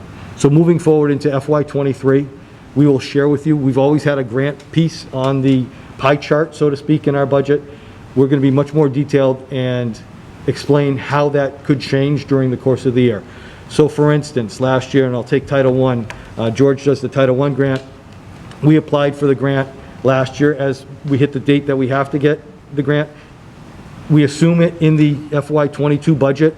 Over the summer, Alex Lilly comes back and tells George that Conley is no longer a Title I school. We have to reappropriate the Title I funds to the Title I schools. We didn't know that in February when we presented. We didn't know that in June when we finished the school year. We now know that now as we go. So as we move forward with grants, Mr. Stanbrook will help us give the committee and the communities more information about the grants that we have. Any questions on that? So just a comment. I think, Don, you were in that session, right? The one. So there was like 3 districts that presented, Right. and I thought it was really neat. I took a picture, me borrowed, stole some pictures of what they did, right? And they just had a really nice matrix with, here are ESSER 1 funds, here are ESSER 2, here is the grant funds coming in, here's the program that it's going to be utilized for, and it put everything in a nice kind of one-page document that would make it really easy for us as a committee so that we can vote it as part of the budget, approve it, and then if something changes, we can always change it after the fact. But I thought it was a really, you were there too, I thought it was a really efficient way to pull this all together and make sure that it's transparent and can be shared publicly with, here's what's coming in, here's where it's going, here's what program's going on with it. I thought it was really, you know the one I'm talking about, right? Yeah. It was really informative. And the one takeaway I had was that, a committee will, like with our 3-year ESSER money, vote with the intention of this is our plan right now, today.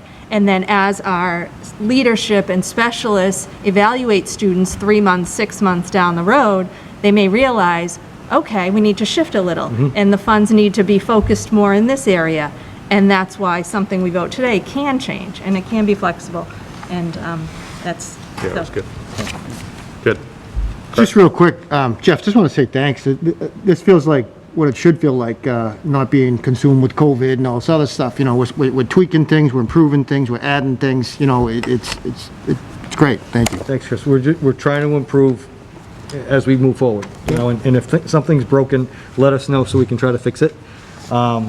Just on MIA, in your packet, you have a letter from Bob Rogers. This requires a vote to accept the waivers. We've been granted the waivers. You saw that, right? Yes. Didn't we already vote that though? Yeah, we did. Did you? Okay. Yeah, we voted to have them. Okay. We voted to ask I think for the that- waiver, didn't we? We voted to ask for the waiver. So at your last meeting, I wanted to provide you an update and ask you to vote and to accept the following. Okay. Because the waivers have been granted. Sure. We can. Do you want me to read that or do you want to read that? If you have enough, you can. So at the last, this is from Bob Rogers. So number 1, we can vote these all together. We've been approved for an 8th grade waiver for boys ice hockey. Students in grade 8 from Whitman-Hanson Middle may try out for the team. High school students cannot be cut. To make room for 8th graders, students must comply with MIA Patriot League and Whitman-Hanson High School rules. Students may only play and practice with the lowest level offered. In the case of boys ice hockey, it's junior varsity. The second one, we've been approved for an 8th grade waiver for girls ice hockey. Students in 8th grade in Whitman-Hanson Middle may try out for the team. High school students cannot be cut to make room for the 8th grader. Students must comply with all MIA Patriot League and Whitman-Hanson High School rules. In the case of girls ice hockey, this is varsity. We've been approved for an 8th grade waiver for softball. Students in 8th grade from Whitman-Hanson Middle may try out for the team. High school students cannot be cut to make room for 8th graders. Students must comply with all MIA Patriot League and Whitman-Hanson High School rules. In this case of softball, it's likely junior varsity.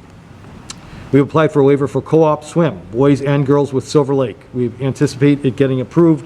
This replaces our old co-op with Middleborough, and since Silver Lake is a Patriot League school, it allows our students to be eligible for an all-star school scholar athlete and sportsmanship awards. So I'm just looking for a motion to... Motion to accept as read. Second. Just as a quick informational update, if in the event parents are listening, there was an email that went out asking for parents to respond in terms of if their students are interested in participating. And I think the deadline for that was Friday for winter sports. So if you're listening at this point and you're a parent, you do have an 8th grader interested, Friday, I think the spring sports, he said he would send out another one. So just wanted to get that out there. Any questions, discussion?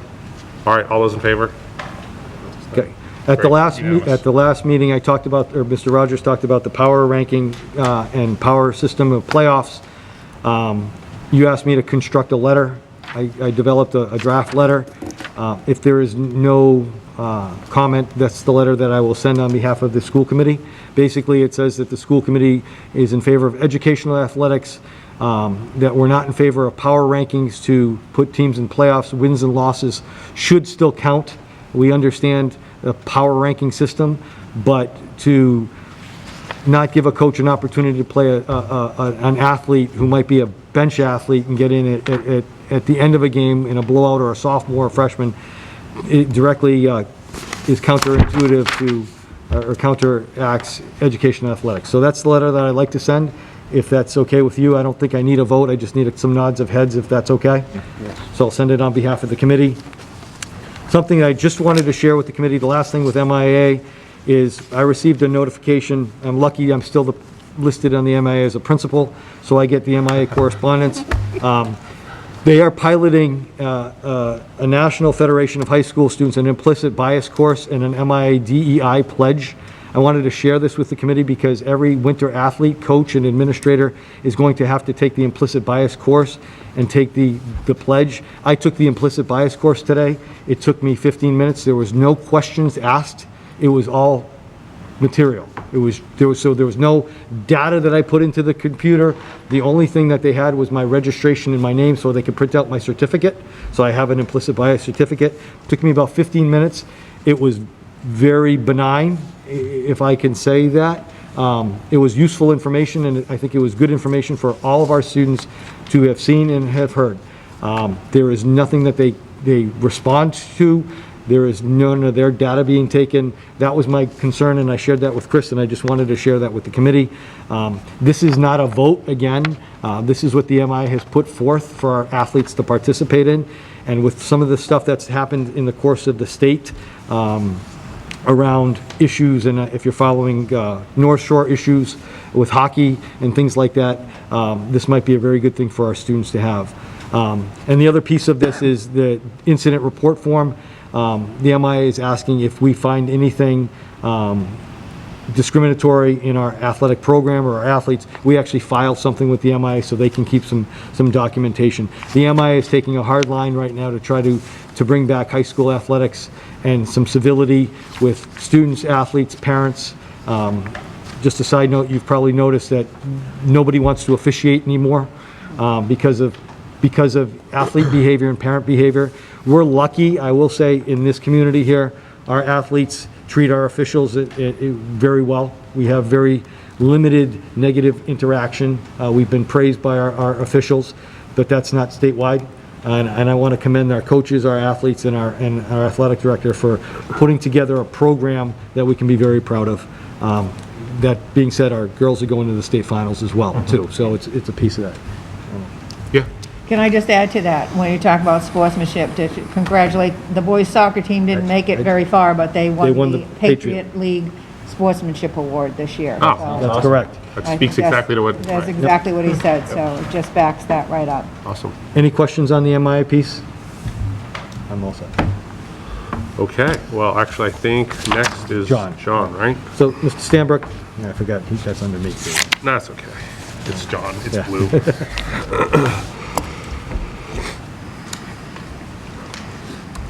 Good evening, Mr. Chairman. Good evening, everyone. I'm just going to take that off so I can talk a little bit louder for everyone.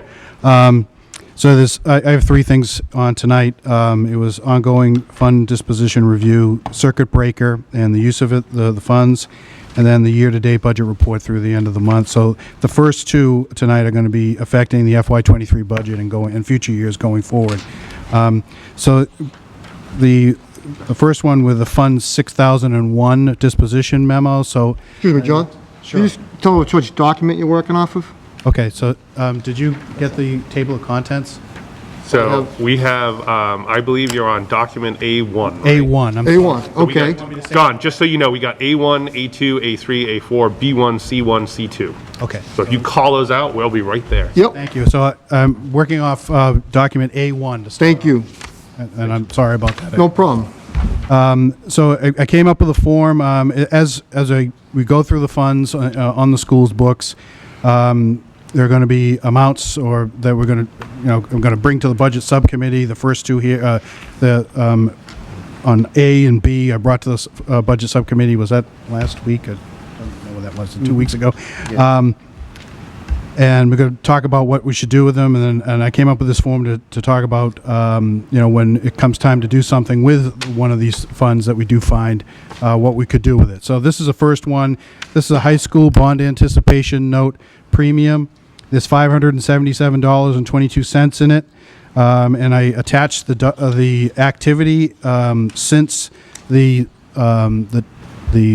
current accounting system came into being, which was I think it was February of 13, but it goes back to July 1 of 12. So when I say on here that it's I skip down a bit to the discussion and I say an unknown amount, I didn't go further for John, just a little bit louder. Sorry. Sorry, $577. I didn't go back to before fiscal year 2012 to try to rummage around of where it was. So there is an amount of band premium that we did get. It's not in the current system, so so it's prior to 2013. So that's what I said there. So the purpose of this fund would be to track the bond. To track the bond anticipation note premium from the high school debt borrowing. So this was the original debt borrowing from back when this building was built. And it has use restrictions, as you see there. I restricted to reduction of capital assets. Capital assessments to both towns. I attached the Department of Revenue's information guideline release, or IGR, to talk about, and that was A4 on the document list. And page 3 is where it says what we have to do with it. Because this is the debt excluded project. To build this school, there was a debt exclusion in the town. So it's restricted to lowering the assessment to both towns over the rest of the loan that we have on this building, which is 5 years. At FY27, we have 23 through 27. That's 5 years left. So I have a proposed solution. We could talk about it if you like, but this amount would be used to lower the capital assessment to Hanson and Whitman over the last 5 years of the borrowing. And then I had a list, and it was document A3 of how to do that. Again, this 557 will be broken out by the split in the towns, which I have right now is 60.66 and 39.34. That's a fiscal year 22 split. So that's kind of the walkthrough of the form. The second form, which is document A2, is another fund similar to the first one. And this is for high school debt refunding, and there's $12,800.13 in there. On document A3, I put down what had happened in that fund since we got it, which was, I think it was in 2015. Again, it has the same use restrictions as the previous fund. And in the discussion part, I say how we got it. Again, we received bond premiums, which is different than a bond anticipation note, but it's a bond premium for when we refinance this building. So we initially took out bonds to build the building, and then we refinanced in 6 years ago or whenever that was, to get a better interest rate, like you'd refinance your mortgage at your house. So again, it has similar restrictions, and my proposed solution is also is similar or the same as the first one, which was to lower the capital assessment to Hanson and Whitman over the last 5 years of the borrowing. So if you look at document A3, down the bottom, I have Part A, which is the amounts of those two funds. They add up to $13,357.35. Part B is, and my assumption is that the split stays the same. I know it may not, and we just got the new numbers tonight, so I'm going to be reworking that. And then Part C would be how that debt exclusion bond premium would work, how it would reduce the amount of the capital assessment to both towns for the high school bond. And it's $2,671.47 a year. So that's pretty much that. And if you have any questions. So just to recap, because I know this stuff can get really complicated really fast. At least I'm trying to keep it up. No, and I think you've done a good job with it, John. Right, especially so. Right, in John's looking at the accounts, there were a couple accounts that had some excess funds in them. So it wasn't funds that were spent; they were sitting there.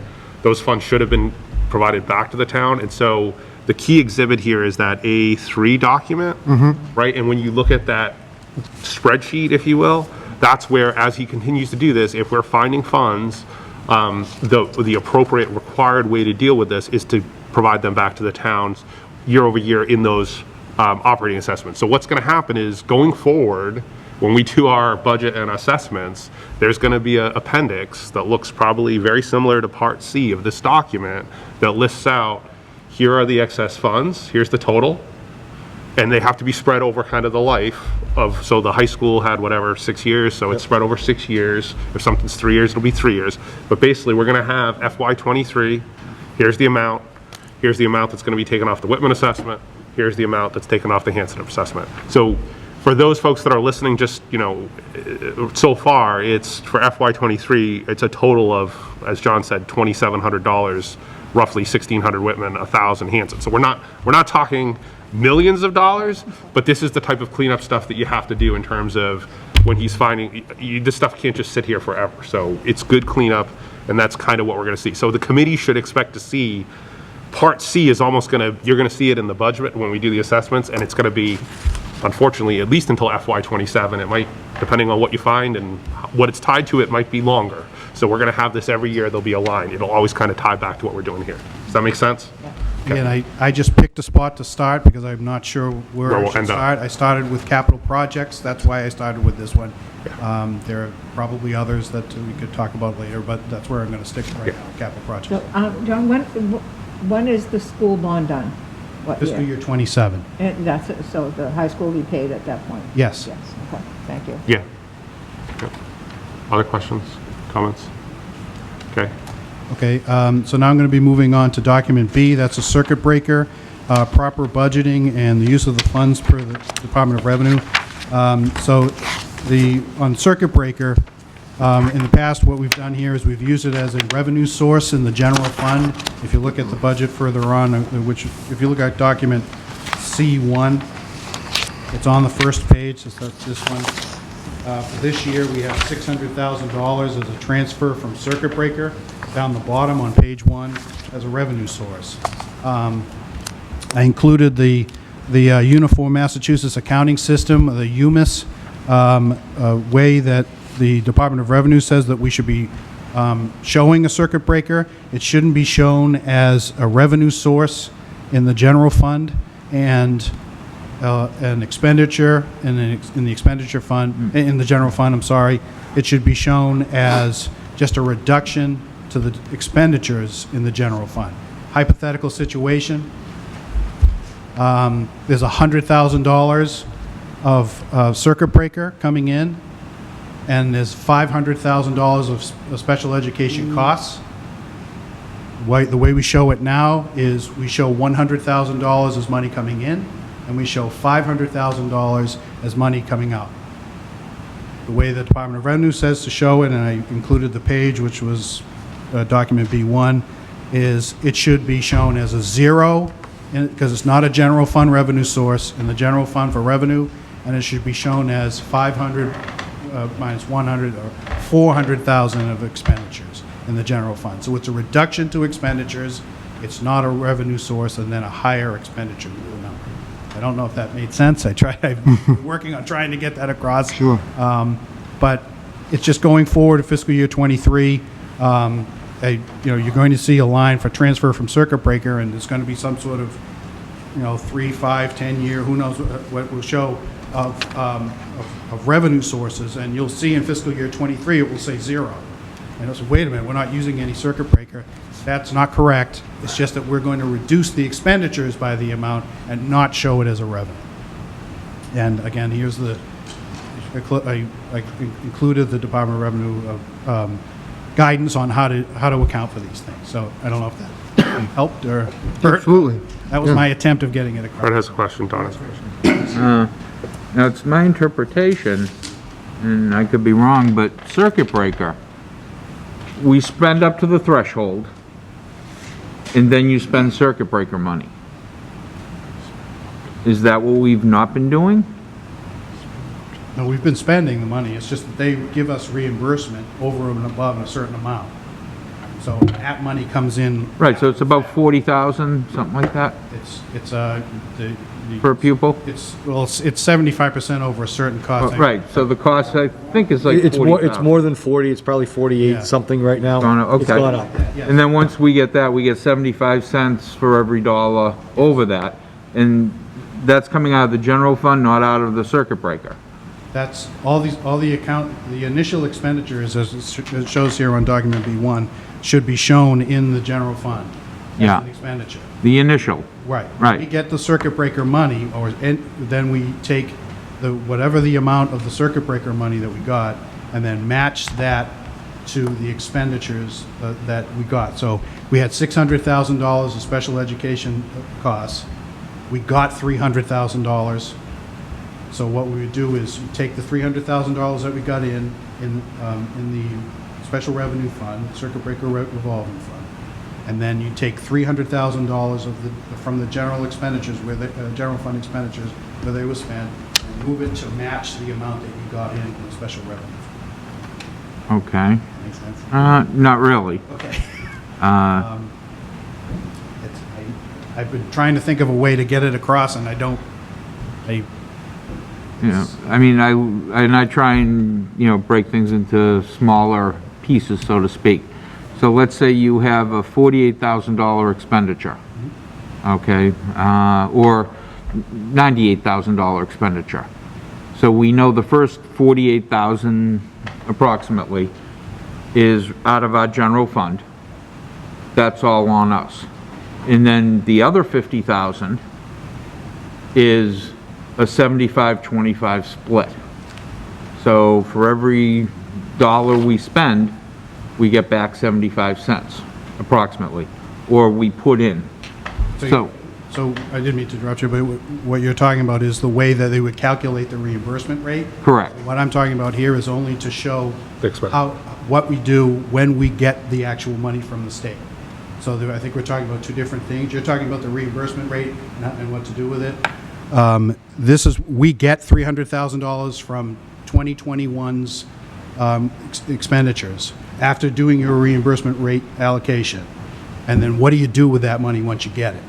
And what you do with it is when you get it, you apply the exact amount of expenditures from the general fund to the special revenue fund in order to get them to match. So I think we're talking about two different things. Okay.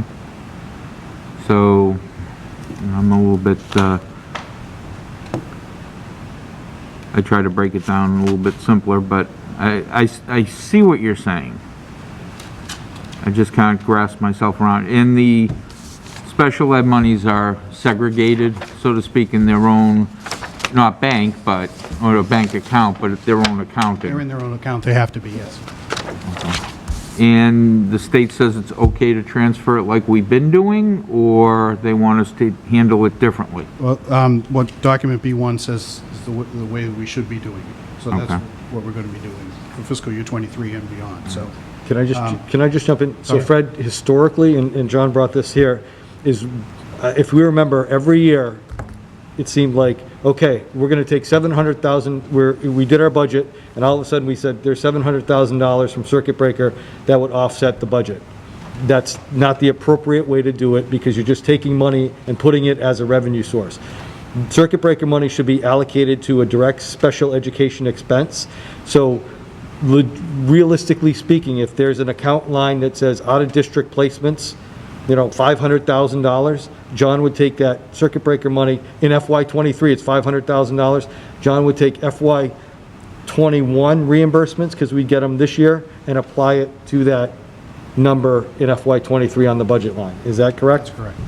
So when we do the general fund budget, it's almost going to look like we don't have the expense. Correct. And, Or yeah, it would and be that's, lesser. and that's why I'm bringing it Very up, is small. because I didn't want, it's going to be time soon to present the FY23 budget whenever we do that, and I didn't want not to have it be talked about, or wait a minute, what happened? Where did that come from? I mean, it's coming right from the Department of Revenue's book. So by switching this, is there any other impact to anything else, and has there been any impact over the years? It's a net zero impact, because has it happened? Has it been the impact over the years? I don't know. It would be a net zero, other than the expenditure amounts would go down, but then the revenue you needed in order to come up with that expenditure amount would have gone down. So I think it's a net zero, but I'd have to take a look at it, I don't know. Because, in other words, did we carry any money over, that we didn't spend, that we should have spent? There's, well, again, on the document here, it says that you can carry 1 year of reimbursement into another year. Okay. So 1 year's worth. You can't do any more than that. Yeah, so have we spent all of our circuit breaker monies traditionally year after year? I think up to fiscal year 19, I think it was down to almost a small amount. I don't remember this. What about last year, No, we have a year's worth of reimbursement in there right now. Right, okay, so if they say that you can carry, have we ever carried money from circuit breaker? Yes. Yeah. Okay. And so we spent general funds that we could have spent out of circuit breaker, do we know? Did we spend general fund? Money out of the general fund. Okay, it's basically one pocket to another, so to speak, but did we spend money from the general fund that qualified for circuit breaker monies, that we didn't spend the circuit breaker monies, but yet we put those aside and that ended up in E&D, I assume? Yes. Is that where they get held? That's what would happen if we didn't spend. But have we spent every dollar of circuit breaker? No, we have not. And in the past, I don't believe so, but I would have to look. I don't know. I have to go back and look. Okay. Yeah, and just going back to I think, and I mean, we can find the recordings and go back. I haven't yet, but we could go back to school committee meetings. I thought what we did, right, was there were circuit breaker, there were funds in circuit breaker, and we looked at what the amount was, and then we took those funds and applied them to the budget, right? I don't think there was ever necessarily take every dollar out of the circuit breaker fund and pull it into the budget. That's correct. But what I think John is saying is, no, you can't take it from there and move it. It has to be there and be spent with expenses there, if I'm understanding correctly.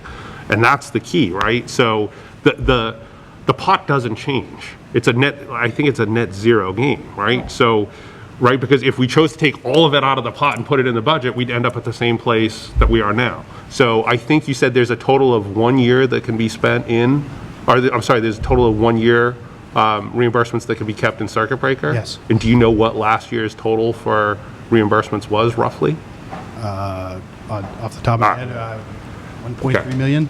How much? 1.3 million. 1.3 million. So that's a pretty healthy number. I do think at the MASC conference, there's a number of districts that actually have, in addition to the way that they handle circuit breaker, I think they actually have a special education stabilization fund that the towns actually fund for the offsets of some of the, again, costs that kind of range year over year. At least that's what I took away. So I don't know. I mean, certainly something we can dive into deeper, but I think my understanding was this is a net, at least the way that kind of John explained, this is kind of a net zero change. It's just instead of taking the money from here and moving it over here, we're spending it out of here. But if we're spending general funds and we're holding circuit breaker monies that could have been spent instead of general funds, if we had spent the circuit breaker money, we would have had additional funds from the general fund that we could have had perhaps programs, etc. That's, maybe I'm way off base, I don't know. But No, I think that's, so I think I hear what you're saying, Fred, and I think that's correct. I think the question becomes, well, what happens if there's a fluctuation in special education costs the following year? I'm not saying that you deplete the fund, but I'm saying you look at it, and if you have funds that are available that should be spent on special education, but we're spending general education funds, there's an opportunity to enhance programs that enhance the education for Whitman-Hanson kids. Yeah. And then there are plans and programs in place that if you have extraordinary expenses, you can apply and receive additional funding. That's a really extraordinary. I mean, so if you you know, if, for instance, and Lauren texted me, we had some move-ins. And that's why our sped numbers are a little different in the sheet. But for instance, if I have a move-in of a student who's got severe special needs and needs an out-of-district at 3.25 as a residential, we pay that up front, and that would come from last year's circuit breaker right now, and we get that reimbursement later on. So there's always a need to keep something in that circuit breaker account for those occasional things. For those occasional move-ins, whatever, something extraordinary. But I don't disagree with you, Fred, and this is what John has looked at. We've used it as a revenue source. So last year, so when we were doing the FY22 budget, and I'm just shooting, I don't know what it was off the top of my head, but say it was 1.3 million in circuit breaker. John Tuffy took $700,000 and put it into revenue, and I had 600,000. Now, this year, in October, John Stanbrook gets a check for last year's circuit breaker, which balloons the account, correct? And we will apply in FY23 X amount of dollars to, instead of revenue, instead of a line item down below that says 700 in circuit breaker, we might use $1 million to offset special education teachers, programmings, etc., and that'll come off of that. So I don't disagree with you, and I don't know if we've managed our circuit breaker well over the years, to be very honest with you. John looked at it and said, you're not, John Tuffy said you could do it this way. It's legal. It's not the best way to do it. John Stanbrook says this is a better way to itemize it, so you actually can see the offset in spending in 22 and where it's going to come back in 23 and pull things off. So I don't necessarily disagree with where you're at, but I don't think John has those numbers from historical what we had in the past. I'll just tell you that it wasn't like we had $3 million in circuit breaker and it sits there. We have to expend X amount of dollars every year in circuit breaker, correct? Yes. So we have to drain that piece, and that's by law. So it's not necessarily going into E&D every year. There's pieces, but I think what John is looking at, different ways to do things better, more efficiently, and more transparently to us and to the communities. Chris? First of all, thank you very much. I need all the help I can get understanding this stuff. So here's my ask. If we could just label the pages to correspond to what it's in the drive, that would help me a lot to be able to go back and forth. Got it. So thank you, John. Don? So my first question was going to be, did we only do this year? But you covered that because the committee in previous years has voted to use circuit breaker in this way. So, and thank you for explaining this and bringing it forward. So I'm learning a lot too. I'm looking at the 600,000 that we use towards the budget, and it really worries me now the way that I look at it, because it certainly inflated our budget. It's not revenue. This is not a windfall of money. This is meant to be expense reimbursement. Mm-hmm. That's what circuit breaker is, expense reimbursement. So what you're saying is it should be in a revolving account. Yes. Ideally. I did look at our circuit breaker online with DESE, and FY21, our circuit breaker expenses were $4 million, give or take. Eligible, So- yes, eligible. Eligible, For right? reimbursement. So this isn't that we have extra money or leftover money. We clearly have expenses. So this 1.3 million expense reimbursement is one way or another paying for expenses for disabled kids, for special needs kids. So I don't feel in any way that this is extra or what have you.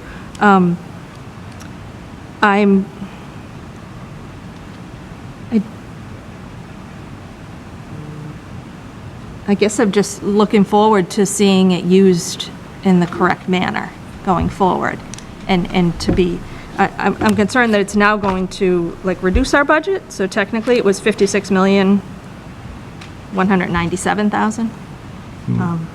But it's still a net. Yeah. Right, if we reduce the budget by 300,000, let's just say, and we have the 300,000 in funding over here, it's yes, but not really. Yeah, so the other danger, I did speak with someone else from another regional school district, and the danger in this is that at the end of the year, we have E&D left over. Now, if we've classified this as revenue, that at the end of the year, our legislators who are making votes to fund circuit breaker at 75% right now they could look at this and go, oh, you had revenue left over at the end of the year. I guess we really don't need to fund that at 75%. That's the danger. So that's why having the revolving account and using those funds, transferring them against those expenses and using it the way it's intended, helps us to continue to advocate for better reimbursement percentage, because we can show, that 75% didn't even cover all of our eligible circuit breaker expenses. Okay. Anyone else from the committee? I know there's a couple of folks that want to make some comments, and I know we already did public comment, but I mean, just in the interest of time, if you guys can share, but if you could try and be as succinct as possible, we are getting a little late into the evening. John Galvin, High Street, Whitman. I just want to say that what my statements are me as a taxpayer and not any committee that I belong to. Thank you. You use the word net zero. Well, first of all, I want to commend Mr. Stanbrook and the subcommittee to dive in right in. I mean, you guys just deep end right here.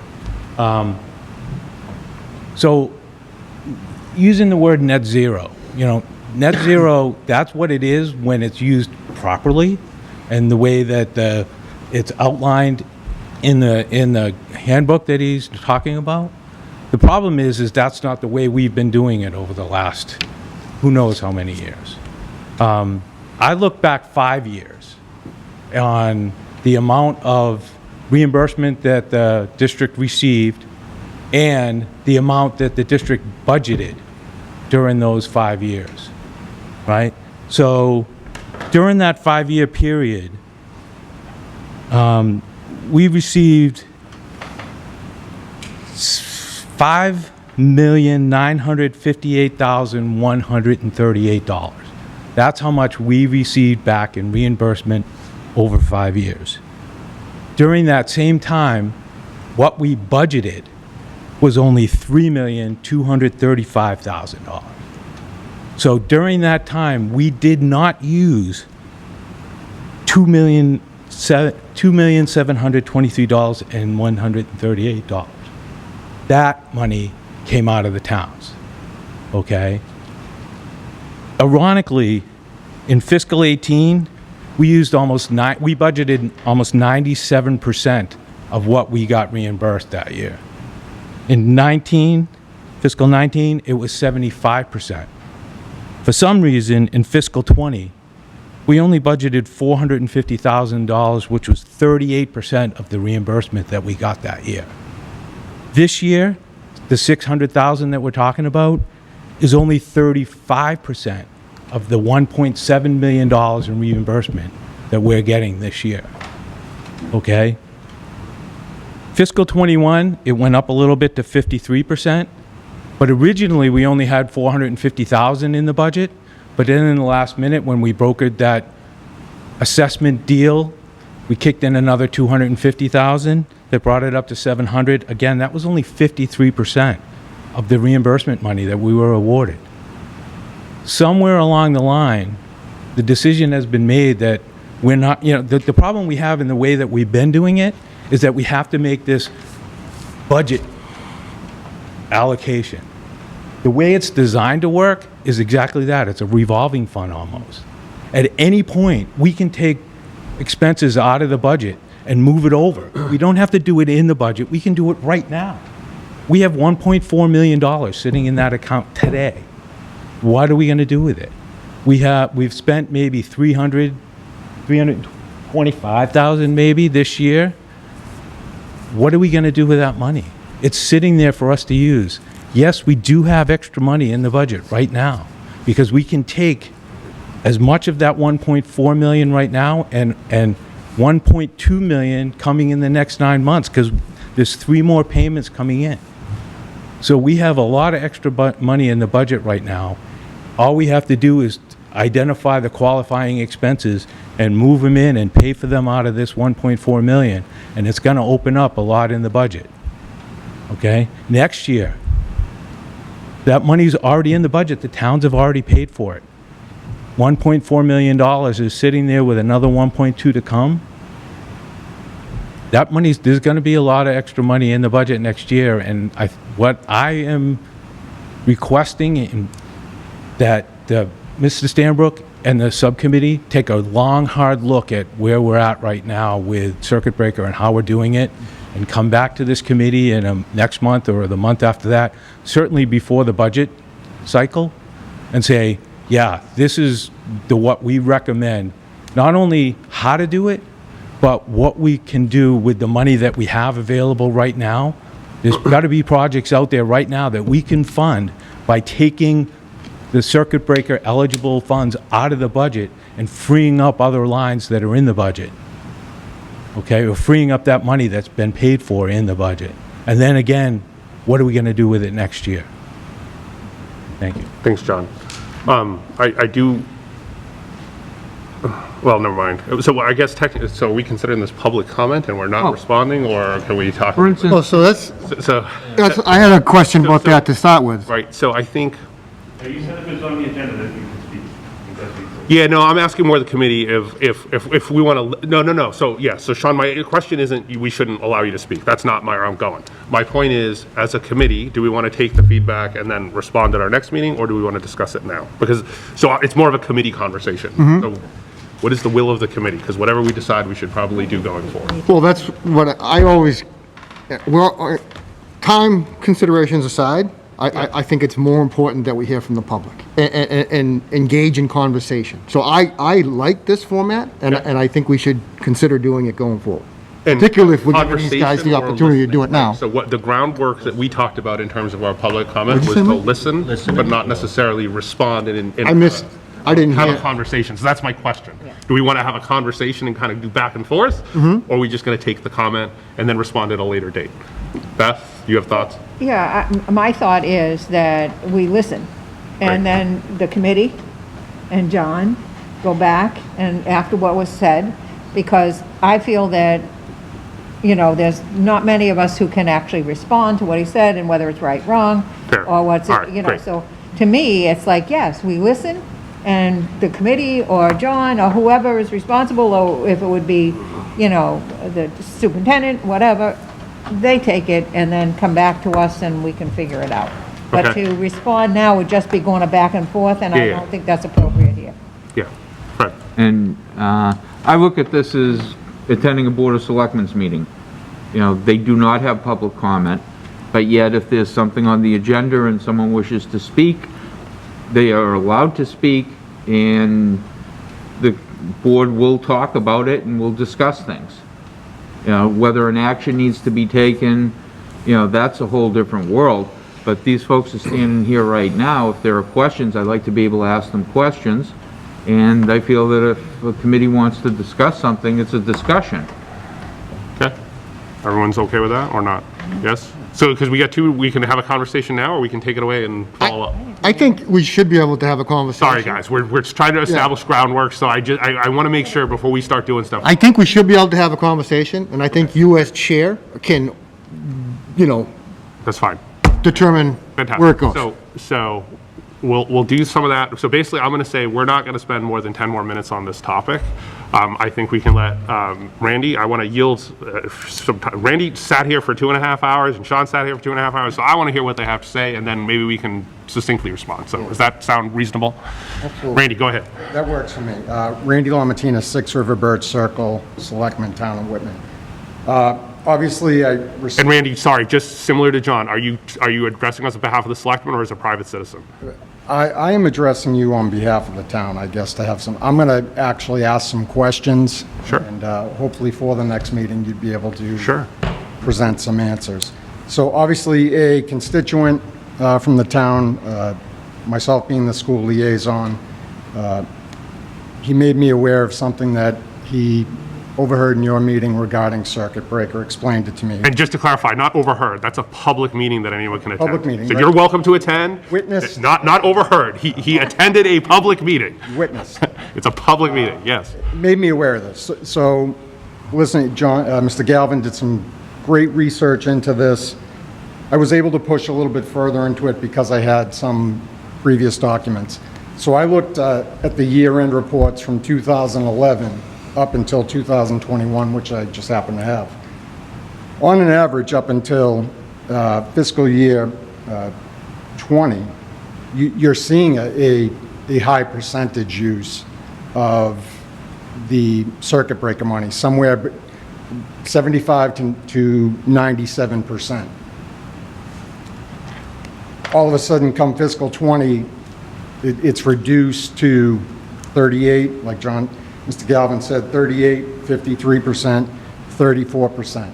Now, these are funds, like this past year, we have $4.3 million in qualifying expenses, but we're only using $600,000. So our kids are eligible for this money, and we receive $1.7 million.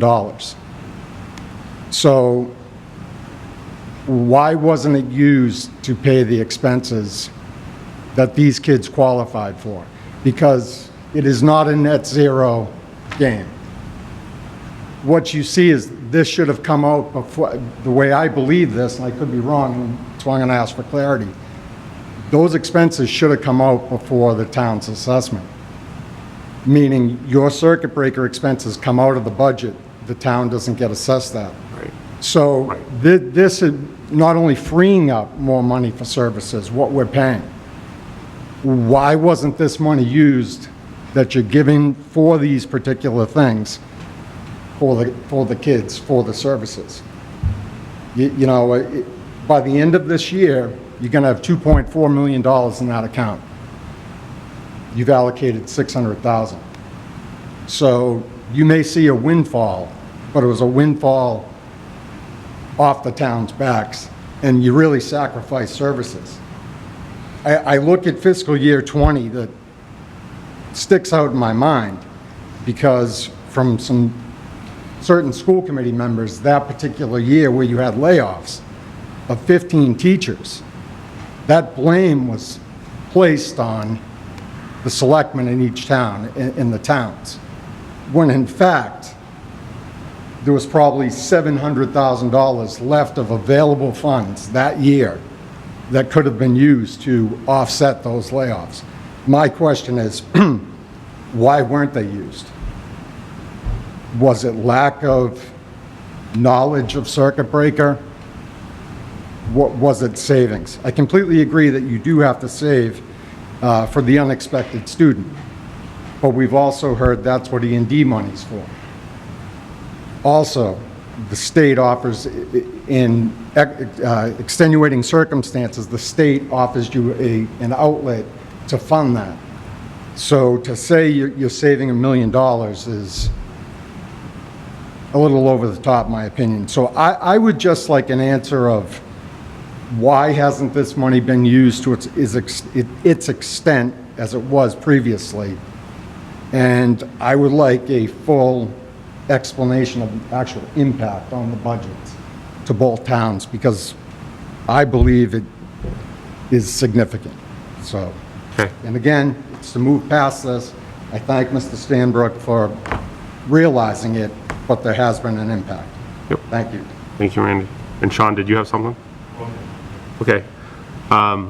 So I think generally speaking, couple things. So one, I think I certainly would like us to spend some time on it. And I know, John, you sent an email and I told you, you sent it at like 12:30 with all your analysis. I have not had a chance. I haven't had a chance to breathe today, let alone analyze it. So thank you for putting that together. It's something that I'm sure we can look at.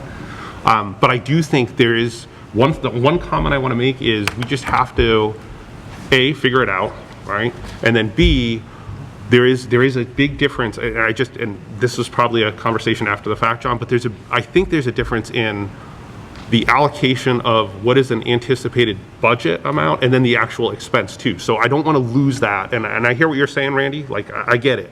But at the same time, you know, there's a big difference to say, hey, we got a reimbursement of X and here's what was in circuit breaker. But I think Dawn had the number. It's what was the annualized special education expense or something? $4 million. It's over $4 million. So it's not, there is a really significant expense associated with special education.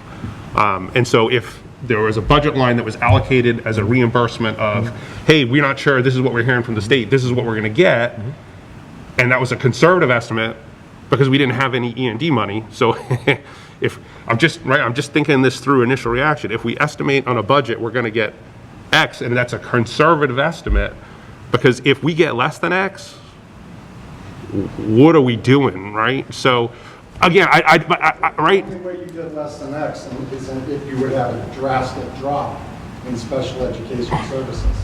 If that's the only way you get less than X, is that your special education services went the down. state decides By not the to give time us money. February rolls around, you're going to know if you had All right. a high-value student. And that's helpful, Randy. So I think this is stuff we can actually, so we'll go through it. I mean, I'll open it up to the committee, but I think, to me, the takeaway is we'll just need to spend some time kind of analyzing it, have John analyze it, and then go from there. And probably report out at the next meeting. But unless anyone... I think we need to know the hows and the whys. You know, and thank you for clarifying, Randy, how the impact to the towns work. You know, because the towns met an assessment that was higher.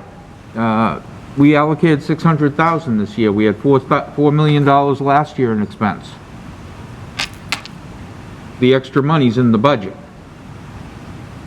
It's in the general fund. It's in the assessments.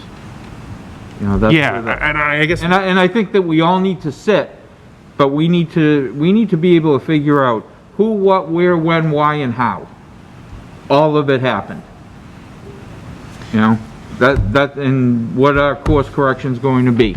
Yeah, because I do remember, and I don't know if anyone else remembers, but I remember sitting with John Tuffy, and I remember there was a sheet, I was looking for it, I can't find it, but there was a sheet that said special education funds, right? And it said, like, this is what we anticipate, this is what's in here, and this is what we're going to allocate towards the general fund. There was literally, we had that conversation less than a year ago. At least, unless I'm losing my mind. I can picture a document that literally says, right, here's what we think's coming in, and here's what we're going to allocate to the budget, because that's what we pulled together for the budget. Now, I think what these guys are saying, well, we got to look at that, because maybe that allocation was wrong, but...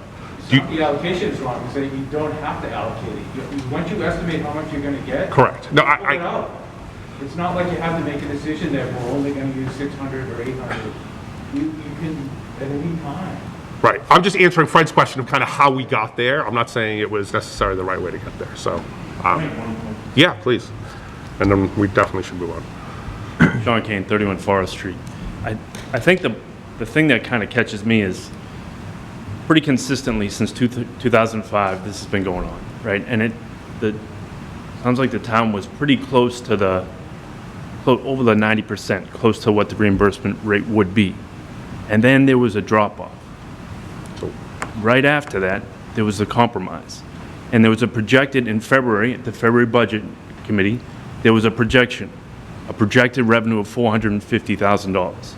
And then when the compromise came around, they added $250,000 to kind of make the compromise work. Remember? So how much is 450 and 250? Whatever, 750, whatever it is. I'm not doing the math right, but 700.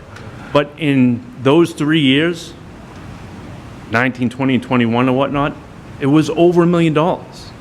Wasn't like it was a relatively low number like 450.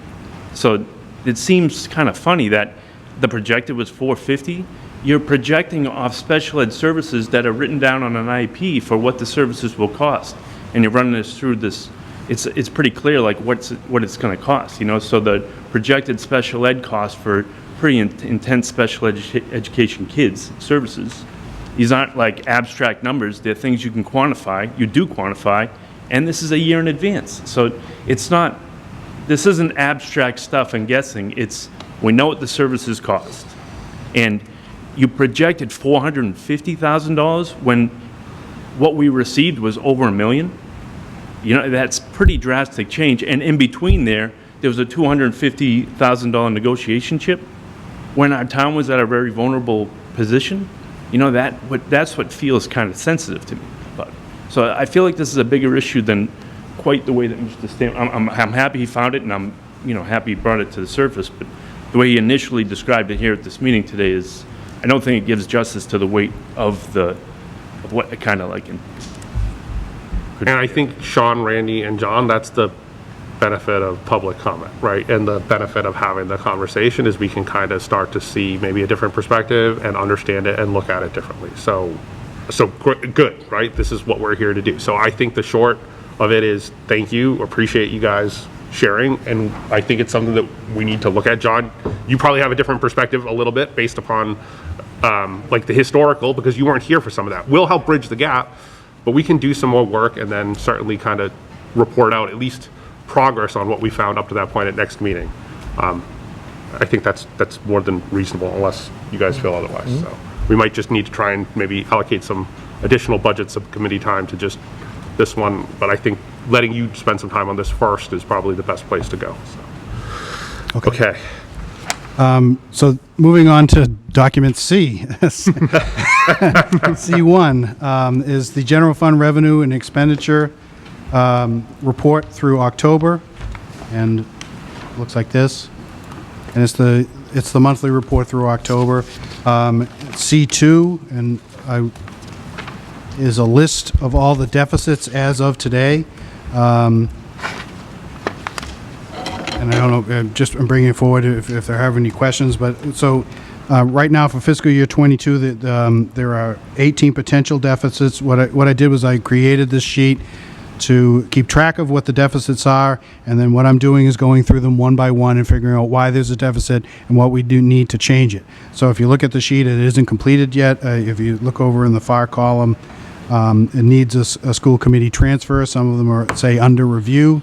That's because I haven't got to them yet. I haven't figured out why there would be why it's there. Some I have reviewed, and it's either a yes or a no, and I'll be able to fix them. But at some point, probably by the next meeting, I'll have every one of these reviewed and researched, figure out what happened. I'll add some sort of column of why, and then how to remedy it, whether it needs a vote or it doesn't. Sometimes things just get posted incorrectly. Sometimes, anything can happen. Well, I shouldn't say that. There are a myriad of reasons why there might be a deficit. So I'm going to find out why on each one of these, and then report back at the next meeting, I guess, of where what's going on and which ones would need a school committee transfer and which wouldn't. Just real quickly, down on the sheet there, some of them that say yes already are number 15. I have talked about that one before. That was the Whitman's Water and Sewer Year 1 payment of $61,000. That is going to need a school committee transfer because that budget line item didn't have that in it. Again, number 17 is another one I've talked about at a previous meeting, which was district-wide insurance, employment benefits, and retirement, and that's because there was a 9% increase to the Mass Teachers Retirement System and the Plymouth County Retirement System assessments to us. That wasn't budgeted. That's going to require a transfer. And then number 18, just that is going to that $7,386. That's a state assessment for special education. That's something that I created because this assessment amount was mixed in with another account, and it should be by itself. So I created this account so I can follow the state SPED assessments. It doesn't have a budget because it was mixed into the budget for another account. So that's going to require a transfer from where the budget was listed to this fund. So it's a work in progress, but it's a start. Excuse me. And that was it if there were any questions. Okay. Everyone had enough of finance? Thank you for this Thank you, John. report, though. Great job. Oh, John, wait, thank you for one this quick question. last document. All right, One quick question. question. On the transfer and adjustments column, so on the last page, it's a total of 553. Is that new revenue coming in, or is that transfers within the existing operating? Those are encumbrances from last year.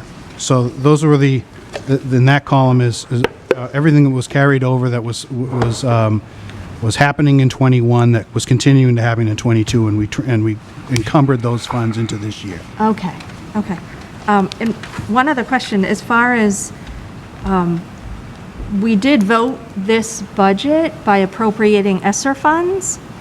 So where do we see that as far as this revenue report? So ESSER funds are revolving funds. This is just the general fund.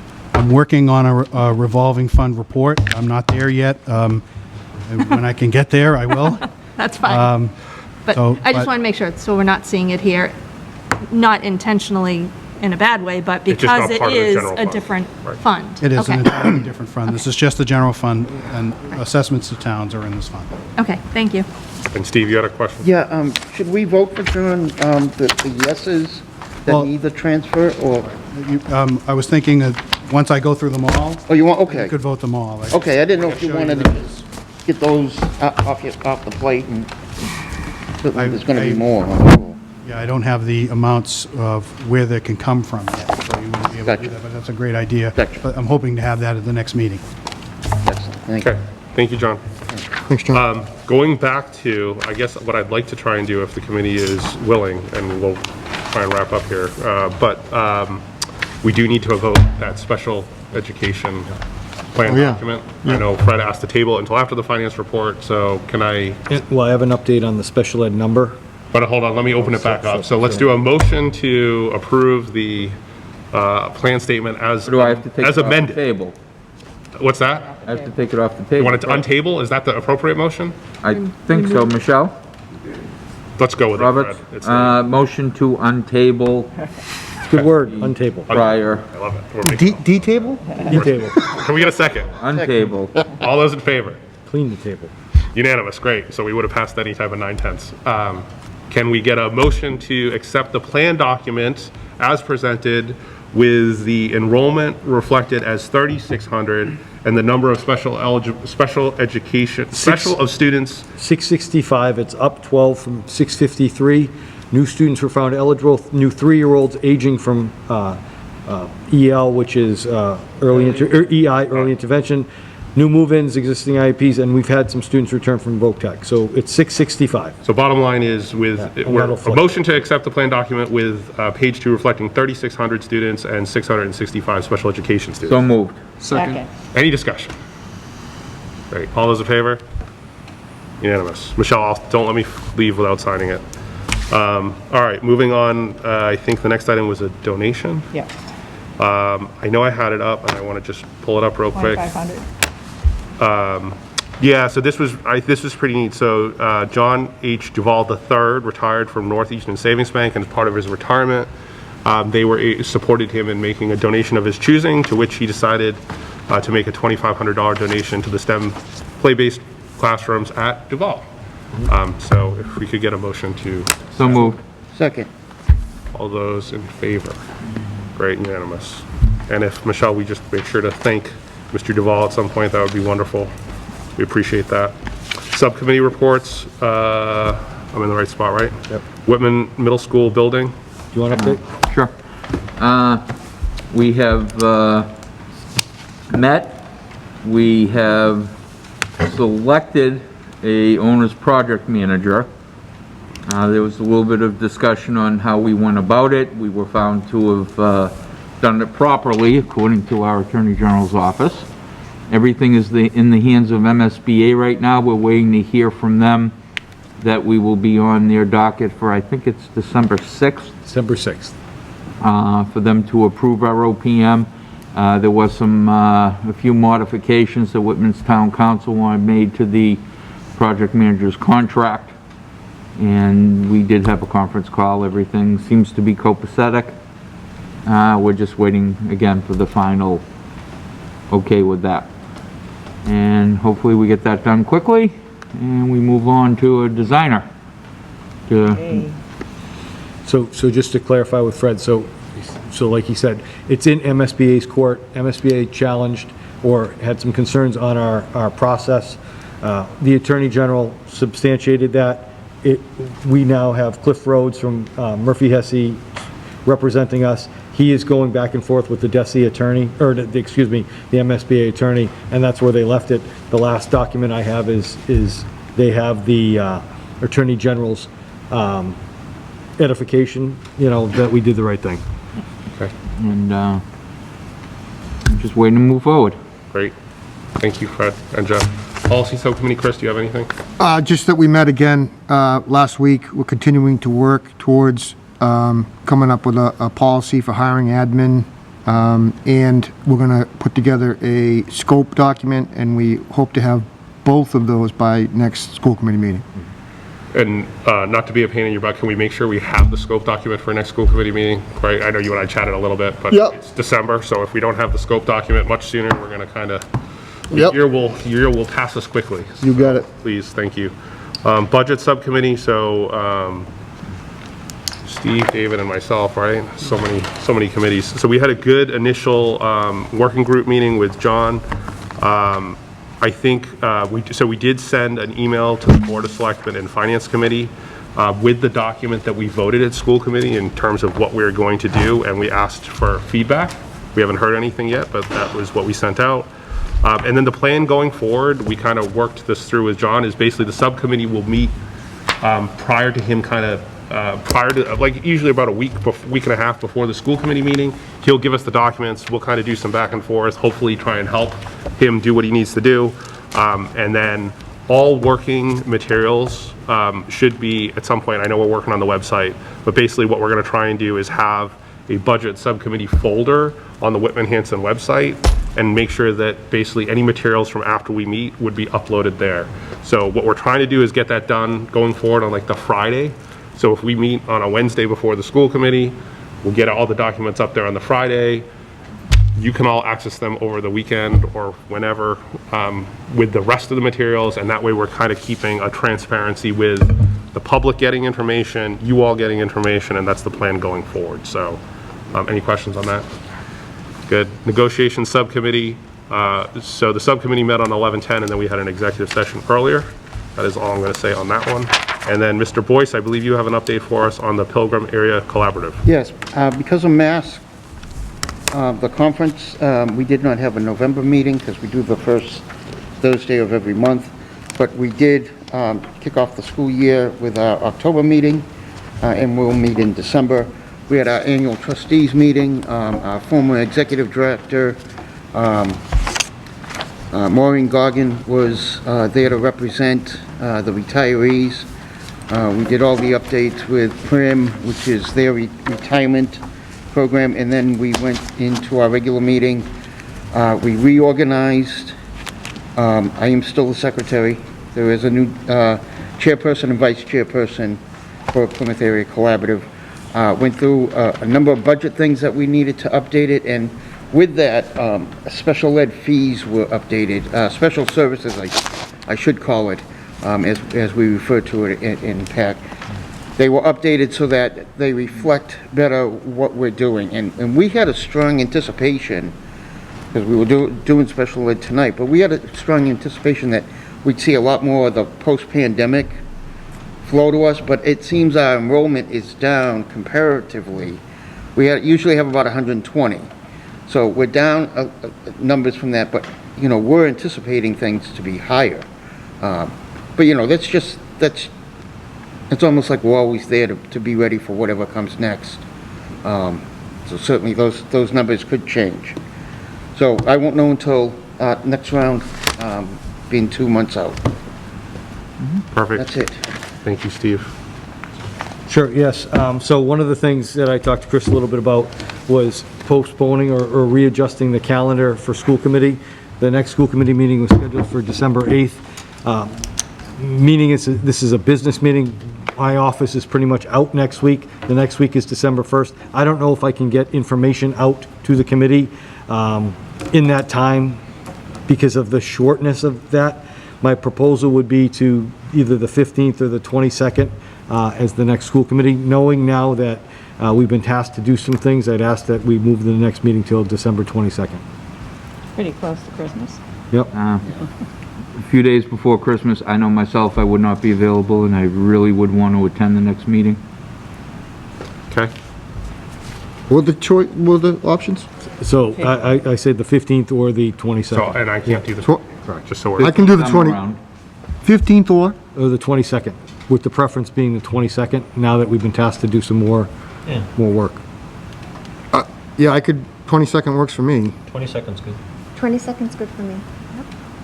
I'll be there. I guess so. It's So just Fred very will close try to and figure it out. Christmas. I know, it's this time of year, it's going to be tough to find dates, Yeah. so, all right, so then, this is part of the calendar, do we need to vote this? Yeah, I believe so. Yeah, Michelle, vote on that? No, I mean, For good. Yeah. School So- committee? So someone want to make a motion just to change the, do we need to, Did you say do we we need to or not? You don't need to. Post- We don't need to. You don't need Chris, to. did you say you couldn't make the 15th? I can make the 22nd. But you can't make the I 15th? cannot do the 15th. So I know it's a, I'm out of stage. I think that date. yeah. I understand. So, but we're good with the 22nd? Thank you. That helps my office. All right. Motion to adjourn? So moved? Second. All those in favor? Aye. All right. Thank you, everyone. Thanks. Thank you. Everybody, I'll collect your vapes. Don't take them home.